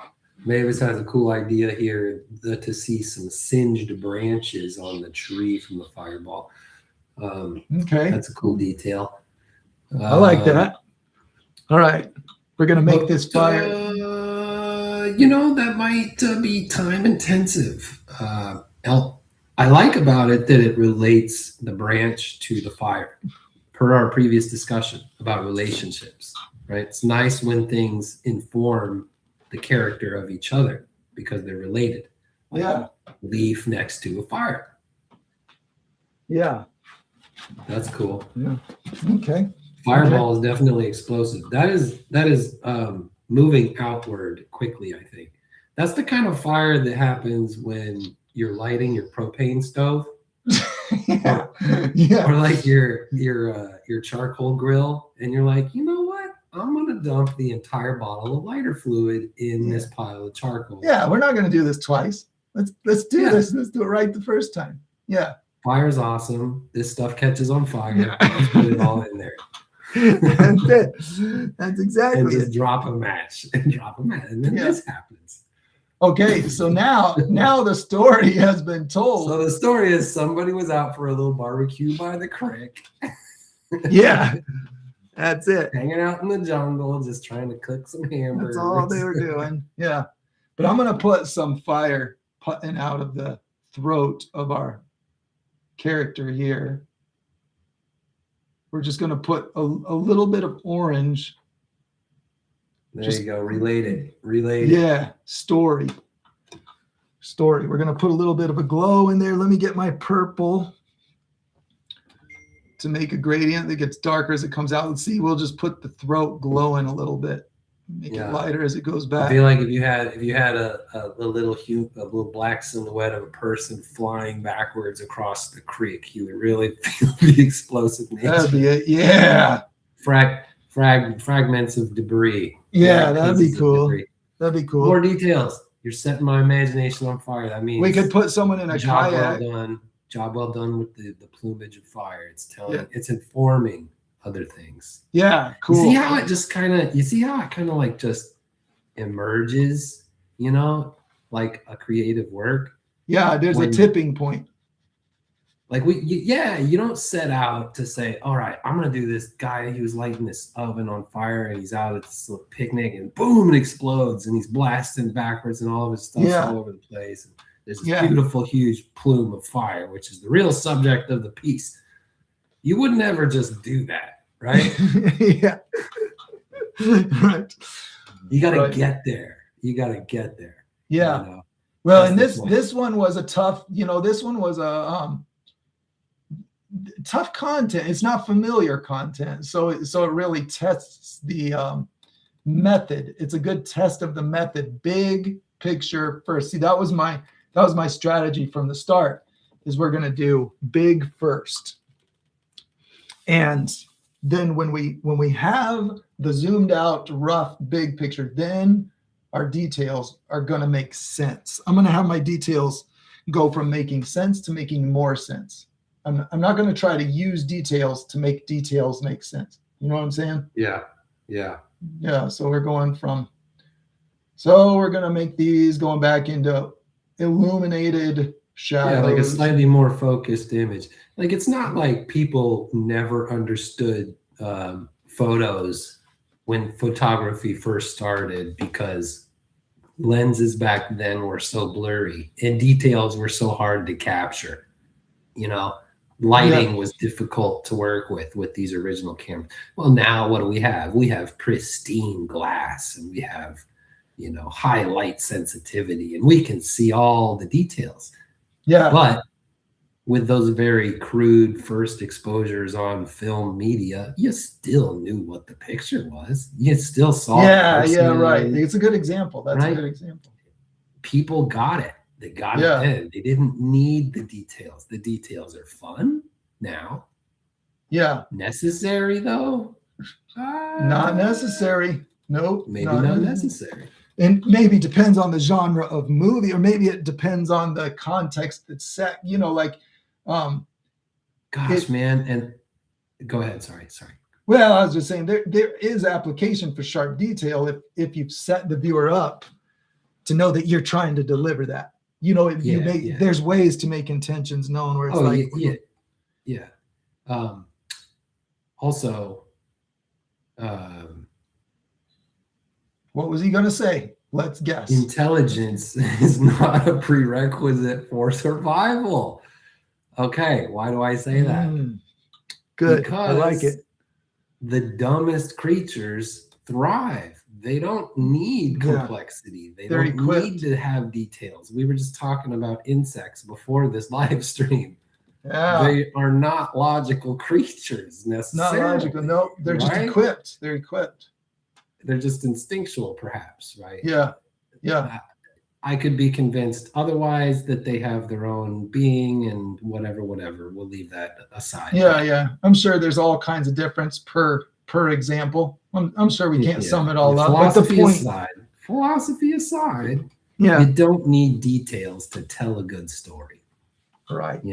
Right. The details are fun for those that are into details, Yeah. But if you don't have details, it still works. Totally. Oh, this is a detail that's going to work. I just now realized that I could take that orange and darken my shadows. This is orange and purple. I'm going to put orange and purple in the middle to get those dark smoky patches. Because since this is a wet on dry technique, I can just kind of blend those out and maintain my look of gradients. I like that dark in the middle. That adds a fiery, fiery feel to smoky. It looks smoky in there where it's dark. Yeah, pure primary orange, pretty dark color by itself. I wonder what if I used primary red. This is where the details start to get fun because we've set the stage. You set the stage and things are working. Let's see what primary red does for us. I'm going to take pure red and put it wherever I have those dark areas. Put it in here, just key places where I want the shadows to be illuminated with very red light. Yeah, like it has an intensity to it. I'm not slaving over the quality of my gradients on this. Just location is the more important aspect, but I'm liking it. I think it's cool that it works even with the messy technique. Okay. Well, You know, this has been a very fun picture. I think we're getting short on time. Do we does anybody shout out? Yeah, we are we're talking about tile here for some reason. Oh, interesting. There's a little bit of talk about tile. And Round Brush is baiting me with political comments. He's getting into it. Okay. So let's not take that bait. Love you, Round Brush. Not the right channel. We're not doing that. We've fallen into that one. No, we're not doing that. Rose Dogga says, anyone else see the face just above his hand on the right?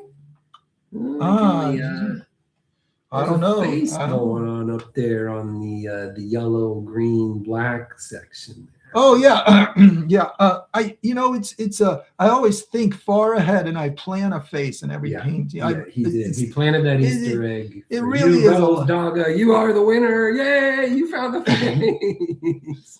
It takes a lot of wherewithal. I mean, you really, really have to. I mean, it's very advanced. You're gonna need to have nuance just at your dispense. Yeah. You can nail it every time. You got to be some kind of Olympian with the paintbrush. Yeah, exactly. That, you know what? You're reading my mind. Okay, so this is where I want everything to really come together and make sense. This needs to be more orange. Get my gradient, get the glow around the flames. To get flames to really look their best, they need orange glow around them. So I'm going to make sure I get that in place. Increase the orange hue in these shadows. I'm doing a lot of wet on dry. That kind of works just to blend it in there. Look at that. Just kind of blend it in. Get my glow. We have happiness happening all over. Happiness, just total joy. And then we've got our waterfall in contrast to that. We need the I'm going to put the dark. You know what I'm seeing, Joe? You know what I'm seeing now is a story of wildfire, explosive wildfire moving from the right to the left across this prehistoric landscape. Nice. What I was going for was Mr. Waterfall Dragon is not stoked about it. He's not happy, but he breathes fire. Oh, probably because Mr. Waterfall Dragon is causing it, is loving it. Yeah. You can't fight fire with fire, and he's dealing with that disappointment right now. Yeah. Does the monster have a name?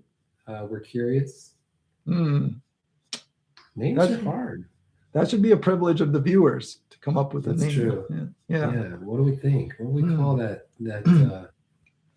fire-breathing waterfall monster that has had enough of this environment and is like, you know what? Look, I'm going to put some firelight reflecting off of this waterfall using purple. Purple's going to be the color. Ooh, Loch Ness. This is perhaps an appearance of Loch Ness.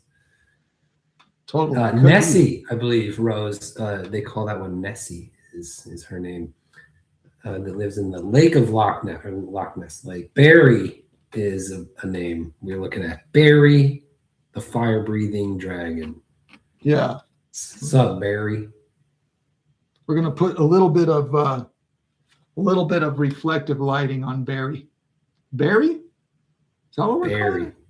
All right. Barry. All right. Like nickname for Barack. Oh, okay. Barry. Yeah, I got to say that wouldn't have been my first idea. Hey, Barry, what do you think of the Patriots there? How'd they do at the game? Yeah.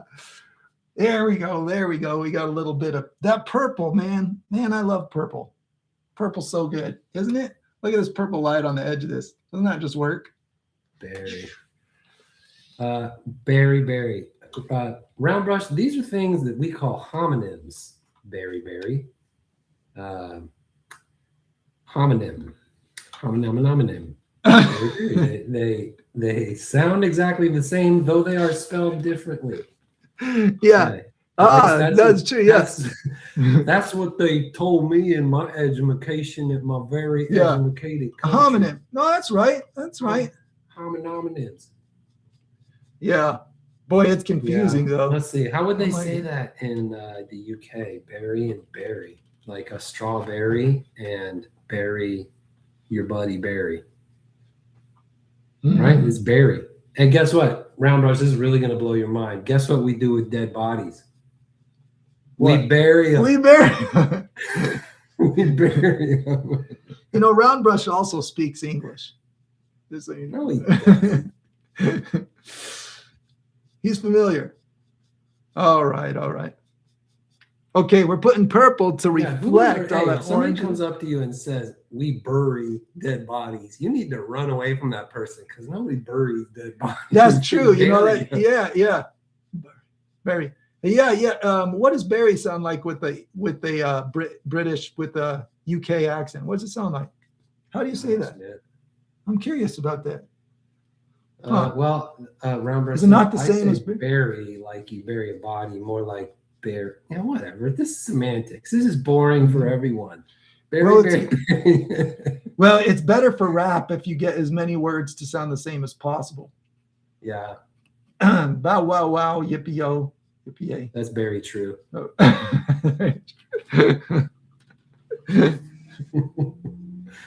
Yeah. Hey, what is up with that selection of blue? Hey, guess what? The blue is back. The blue is back. It's back. Yeah, I started feeling like, you know what? It was kind of sad to see that go. I want to see the more purplish light. Purple is what happens when orange light hits blue light, and we have ambient blue from the atmosphere. We have orange from the fire. So I thought it would be a good look to use a lot of purple in the white water coming down. You know, I'm going to do my little smile shaped ellipses, get a water, make this really look big like this. And, you know, then we'll call it. Then we'll say we have accomplished what we came to do. Oh, man, Joe, check this out. Jeff Rigney, 8499, coming in the 11th hour with the hard-hitting questions. Okay, let's hear it. Let's hear it. I want to hear it. Jeff Rigney, 84.99. At what age did you realize you were way more gifted in the art world than other people? Hey, thank you for saying that. I know the answer. Go ahead. What's your answer? My mom saved my first drawing from age 3. I drew at age 3. I drew this little triangle shaped, very, very simplistic geometry. You know, I don't know at that point that any other 3-year-old couldn't have just done the exact same. The jury's still out because you don't get to be somebody else. Jury's out on how much of it is interest and how much of it is born.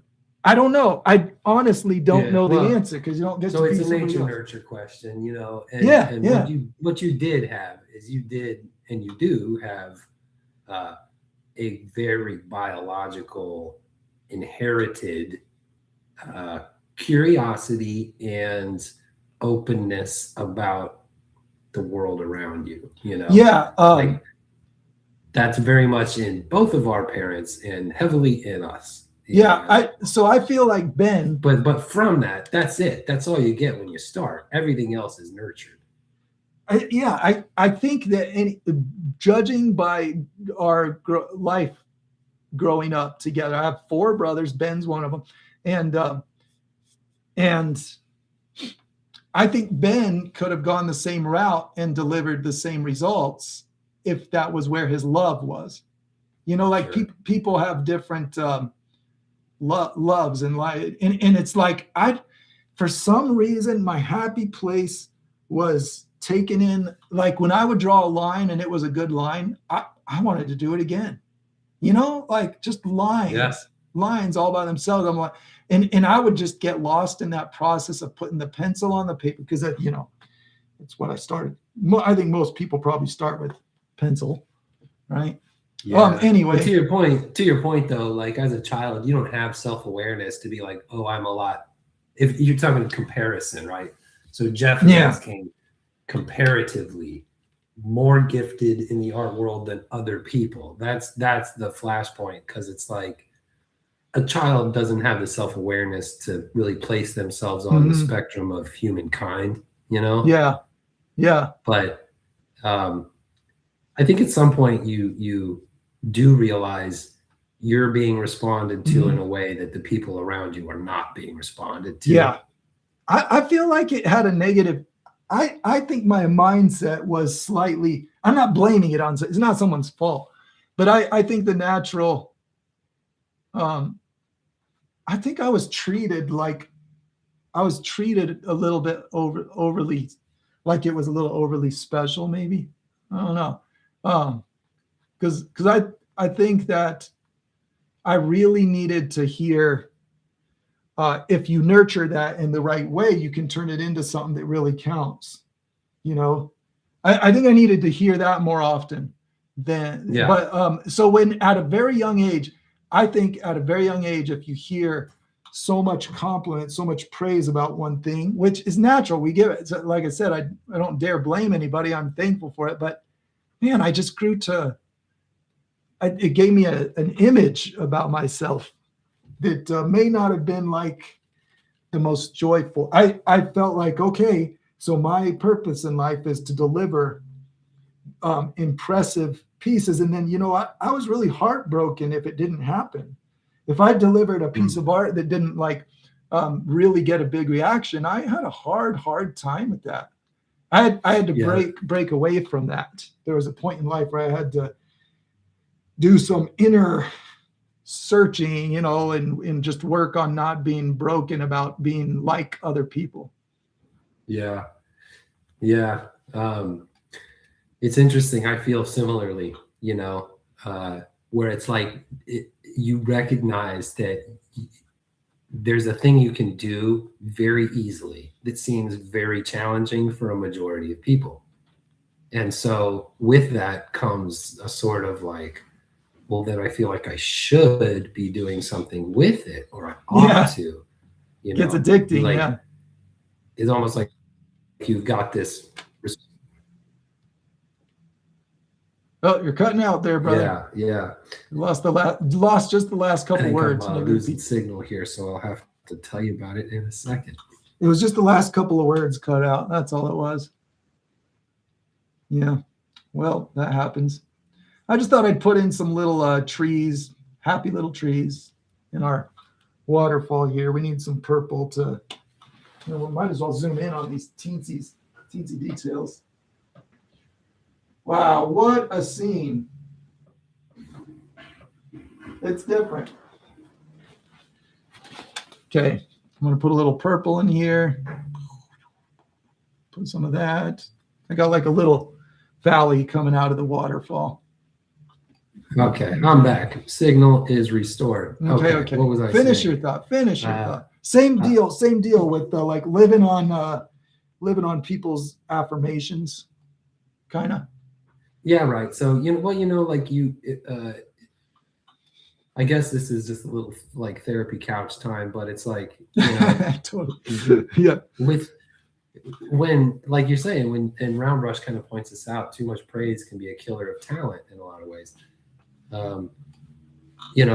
If you realize that everybody is looking at you and like says you can do something that everyone around you isn't doing, you feel therefore you should or you ought to, and then that becomes your standard. Yeah. And so it feels like failure to do anything less than excellence. Yeah. Yes, exactly. So you have to understand that I still have a genuine struggle not slipping back into that mindset. So when someone says, when did you realize that, like that question, when did you realize that you were so gifted? It's a very, very honoring compliment.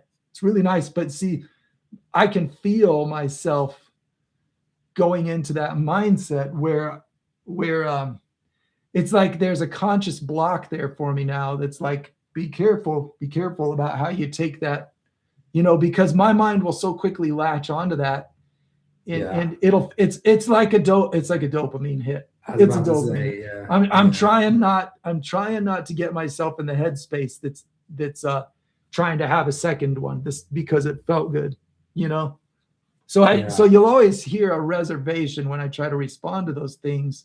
I'm just being transparent, you know. It's a pattern that I think you see across a lot of things, where, you know, it's helpful to make less important, less serious what you do.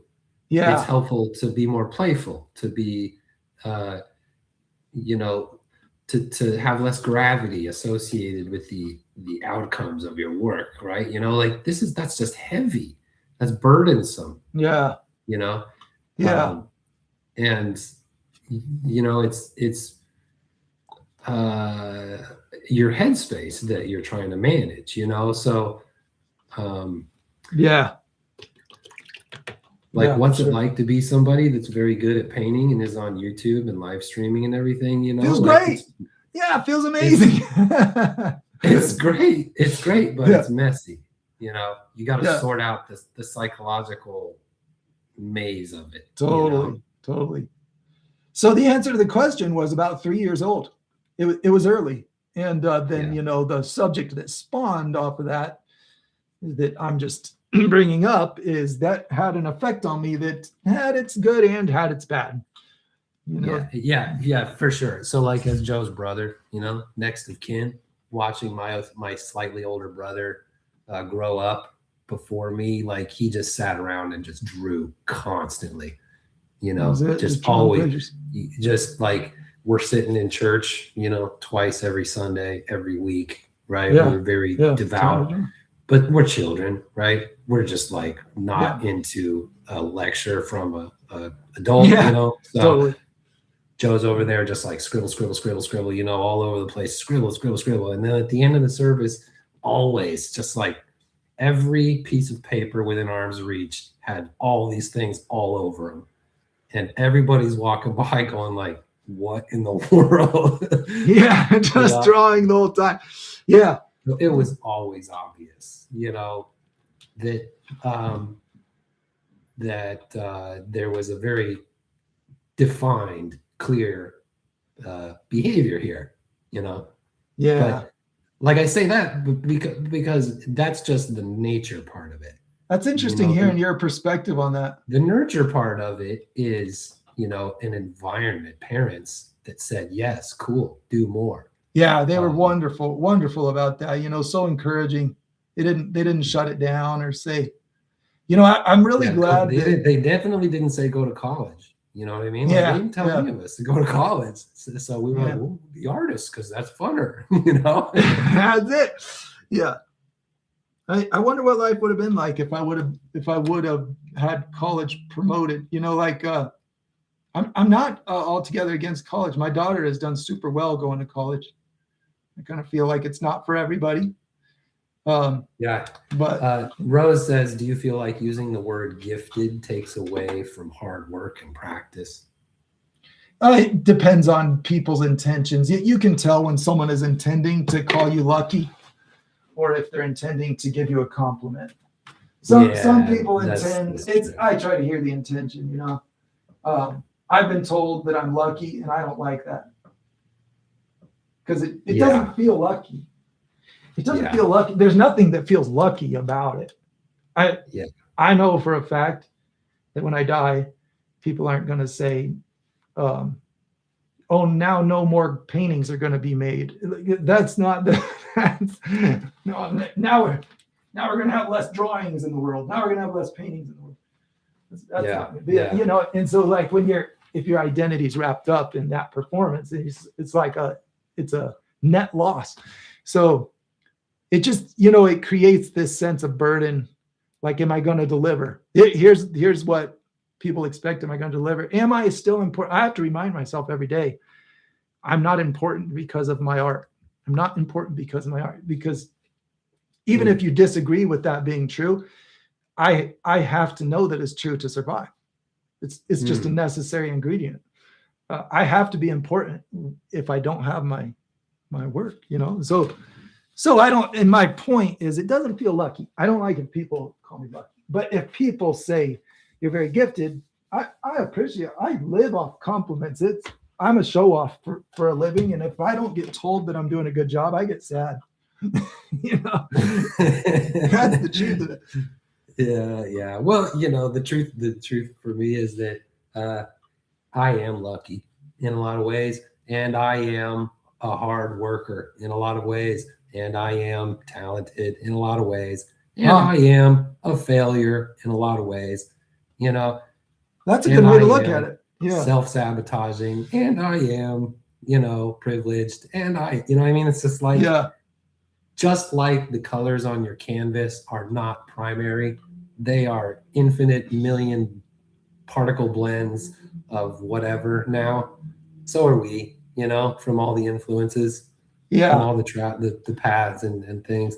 So like, it's just reductive, and it's reductive to say Joe is lucky, and at that, like, yes, Joe is lucky, but Joe is also,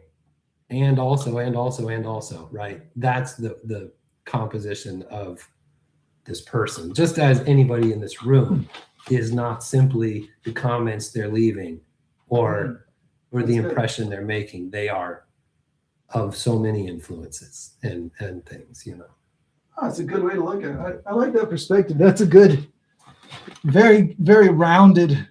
I think that's a very balanced perspective. I like it. Well, I tend to go black and white. That's my tendency. I tend to go black and white. I seek black and white, but I think I do so at my own peril. Yeah, I hear you. Yeah, I liked the fire underwater idea, so I was trying to squeeze in a little bit. Back. It is back. I thought it'd be cool to try to get it's not an easy. I need to keep the very horizontal texture, and I need to not go too yellow, but the yellow's cool. So yeah, yellow is cool. Maybe I can get the look of Sword Fighter comes in with the hard-hitting question. How do you make the water so realistic, Joe? Dude, how do you make water realistic? There is very concise answers, but the answers are a list. It's a list. It's not a single answer. So let me refer you to the other. Thank you for saying that, first of all. Thank you. But there is a very concise answer. Don't believe anyone that makes it out to be just feeling your way through it. That's not the truth. It's no mystery. It is very pattern based. If I could just sum it all up, I studied water, I learned the patterns that occur, and I reproduce those patterns. That's the summary. So I would point you. Joe has a plethora of content on that question that you should absolutely dive into. Yeah, thank you for that compliment. I really appreciate it. I don't want to disrespect the question. It really just has a very detailed, lengthy answer. So yeah. Okay, we got fire. Not to belabor the point, but the reason water looks so realistic is because many influences converging in a specific way. Yeah. On a more like us. You could say, like, sometimes I take a more impressionistic view. All of the things, like to get paint to look like a thing. It's learning the expectations we have visually when we say that is fire. That is what there's expectations that are met in order for us to have those conclusions. So I just learn what those expectations are, which are patterns. They're color and shape patterns, and I feel like I'm repeating myself, but I had a good reason to repeat myself, and now I lost it. I'm always just learning those patterns. That's all. Yeah, Sword Fighter was liking how you did some foreshortening in the water for the sake of perspective. Hey, thank you. Thank you. Yeah. He talks often about how your shapes get taller as you move toward the bottom of your canvas, and how your shapes get stretched out and thin as you get closer. Yeah. General rule. That's very intentional. Yeah, thank you for noticing that. For me, perspective is a top priority from the beginning of a picture, because I like to feel like I can walk into my picture. Every art style is not for that, but my pieces tend to be along those lines because I just want to feel like I could go there, you know? Like to me, that's just the most exciting thing. It's feeling like I could go to it. We're gonna put a few little shadows, you know, just suggesting a little bit of torched grass in here. Just little relating things to things next to them. You know, we're looking at the bigger picture, saying, what are my expectations here? You know, just trying to wrap it up. Getting my last little touches before we call it a day. Why does the fire matter in this world? Right? It has to reflect off of things. It has to burn some things in order for it to matter in that world. Otherwise, it's not a part of that world, and it doesn't make sense. Yeah, that's true. Yeah. Context is everything, right? You know, it's like I think this was one of the most. I don't want to, you know, it's been helpful to me to talk through it. So when I say this has been one of the most helpful, I'm not self-proclaiming my helpfulness to you. You guys have been helped the most today. Yeah. Just so you know, job, you guys. You're welcome. I just want to end this by saying you're welcome. I would like to say you're welcome to my mom. I'd like to say you're welcome to my fans, all the fans. You're welcome. You're welcome. Wouldn't that be a great trophy acceptance speech? That would be my new favorite person ever. They just walked up and were like, "You're welcome. You're welcome." Just don't do all of the thank yous. Just do the you're welcomes. First of all, I want to say you're welcome. I just want to say I was very excellent in this. And man, I'm telling you, we're on our way there. We're almost there. It makes a lot of sense that I'm standing here right now. I've been really entertaining. Culture has shifted so much. Being proud of yourself has been so elevated and praised. We're halfway there. We're going to see the day when someone starts doing a you're welcome list. I bet. Yeah. We're on our way there. Jeff, yes. The answer is yes. All of us are. All of us are. You know, we talked about dad. He's a painter. He's a weird guy. Mom, she's like a kind of a hippie, gypsy type. Oldest brother, he's kind of a poet and a thinker. And he teacher. is. And the next one down, he's like a sculptor and an abstract thinker that's like a little too artistic for this world, to be honest. You know, he's the real deal. And then there's Joe, and then there's me, and then there was another one under us that he made it to 27 years old, and he just loved looking at sunsets and butterflies and pretty things, and you know, he was all about that. So yeah, every single one of us, every single one. Yep, that's it. Yeah, if anybody wants to watch a good sad video, I did a tribute to our youngest brother Johnny years back after he passed away. Did a tribute. He was very beloved, very loved brother, you know. Yeah. So we all became a bit more philosophical than we were after he passed. I'll tell you. Yeah, geez, talk about fire. He was fuel to the fire when he came and went. All of us like artists and thinkers and feelers were just like, oh my gosh. Man, I'm telling you. I know. Life's like that. Yeah. Good company. That's the best part of it all. Good company. So on that note, I have to stop this. I am just getting sucked down this tunnel.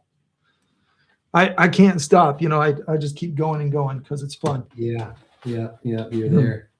Yeah. So that's our picture. That's the scene that we. All right. The jungle's on fire, guys. The jungle's on fire. Yeah. We got the blue and the orange. I thought the blue and the orange would be cool. You know, I think it hurts a little bit in this section. This area, it feels like a 2D wall where the orange and the black just stop and then there's water. You know what I think would look good there? I think it'd look good. I am stopping, but I just want to address. I swear I'm stopping. I am stopping. I think that water needs to come up under here like this. Okay. Let's bring it between these grass blades a little bit. Purple and yellow, great go-to color for water. I want that water to come up under that fire a little bit. I don't know why. It just seems like it should, because I don't want such a stark separation. You know, this is where this is where it really pays off having looked at the big picture first, because you're like, these kind of adjustments are just adjustments. That's all they are. They're not like so. Sword Fighter is saying use a reference, or is this just automatic at this point? It's this stuff when I'm on a live stream and we're talking, I'm doing stuff that's automatic. You can always tell when something's overloading my processor because I start missing my words and stuff while me and Ben are talking. You know, I do, but for the most part, it's automated stuff that I've done enough. It's just a number of times having done it. That's all. Yeah, but he's heavily researched. He just earlier in this stream, we were looking at images of fireballs and all that, right? So. Oh yeah, it's all. Hey, don't you think that looks better? The water cruising. I feel like that's a. Yeah. Okay, we got to stop. Shane Dalton Art always loves seeing your Saturday paintings. Hey, thanks, man. Thank you very much. Appreciate that. So as you can see, this is far from finished, but it sure was fun. Sure was a fun thing getting it in place. If I was looking for a scene like this is right where I want to be to like my imagination can easily fill in the details. Easily fill them in. It's a place. It's a story. Yeah. So like lightening here, darkening there, doing all that stuff becomes a much more enjoyable job than if I try to dig into those details. Well, there's a why now, right? You're not just obsessing over flame for the sake of accuracy of a flame. You're trying to help this story become more clear or more that's poignant. True. Yeah. Right. So there's a reason for the work now. The work becomes more exciting to do. Right. Yeah, that's true. That's true. It's a good way to look at it. It's hard for me to look at it without speaking of automation, when I look at a painting that I've done, my hand starts. I try to pull the hand back. He's trying to get the brush. Start going. Yeah. It's funny if you've ever had a dog and you like hold a dog. A bathtub full of water. It's like my mind is already painting the picture in multiple places. I'm looking at it thinking, oh there. Yep, there's my list. That's my to-do list. It's hard to let it go. It's like if you see a delicious meal and you just start to go, yeah. You start to go through the motion. Oh man, what I would do with that piece of pizza. Man, hey everybody, give a color app a try. Go to colordriver.com. It's pretty fun. And when you're done with your doodle, you can load pictures in here too. I didn't show you this, but if you're rendering a job, check this out. Here's one I rendered. Hit that new button. Go to your images, wherever they are on your computer. So here, here's a rendering I did for, I'll just load this in to show you something I did with the app. Keep the current dimensions, match the dimensions. You pick what you want. Let's match the dimensions of the picture. I did this with the app. I asked ChatGPT to do the background. Then I asked ChatGPT to do an alligator, and then I doctored the alligator within the app, and I layered it within the app, and I erased the windows within the app. It's a fun thing. It's a fun thing to do. So, this is the goal that I'm headed toward with it, is making it a fast, easy way to just doodle your ideas. This is a rendering for a real job, potential job. Down in the small town of LaBelle, Florida, where I just was. Wouldn't that be fun? Florida. Val Thatcher likes what you're up to. The sorry to backtrack a little bit. Likes the water you put on there. Thanks. Water adjustment. Thanks. Thank you. And Rose Dogga would just like to take this time to tell you how amazing they are. How amazing what? How they are. How they themselves are. They would like you to know. Hey, I like that. I like that attitude. I relate. How do I respond? You're not allowed. You're not supposed to say that. I'm not supposed to say that. We're all about breaking the rules here. Yeah. And I would like to say you're welcome. Yeah. You're welcome, thanks, everybody. Leanne and Sword Fighter and Shane and Val and Jeff and Roundbrush and Rose and all y'all. Yes, good talking with y'all. I'm officially Sherry, Tom. officially ending the stream. Get out of here, guys. You gotta go. Go Thanks for make it joining. Colorful. And we're clicking the end button here.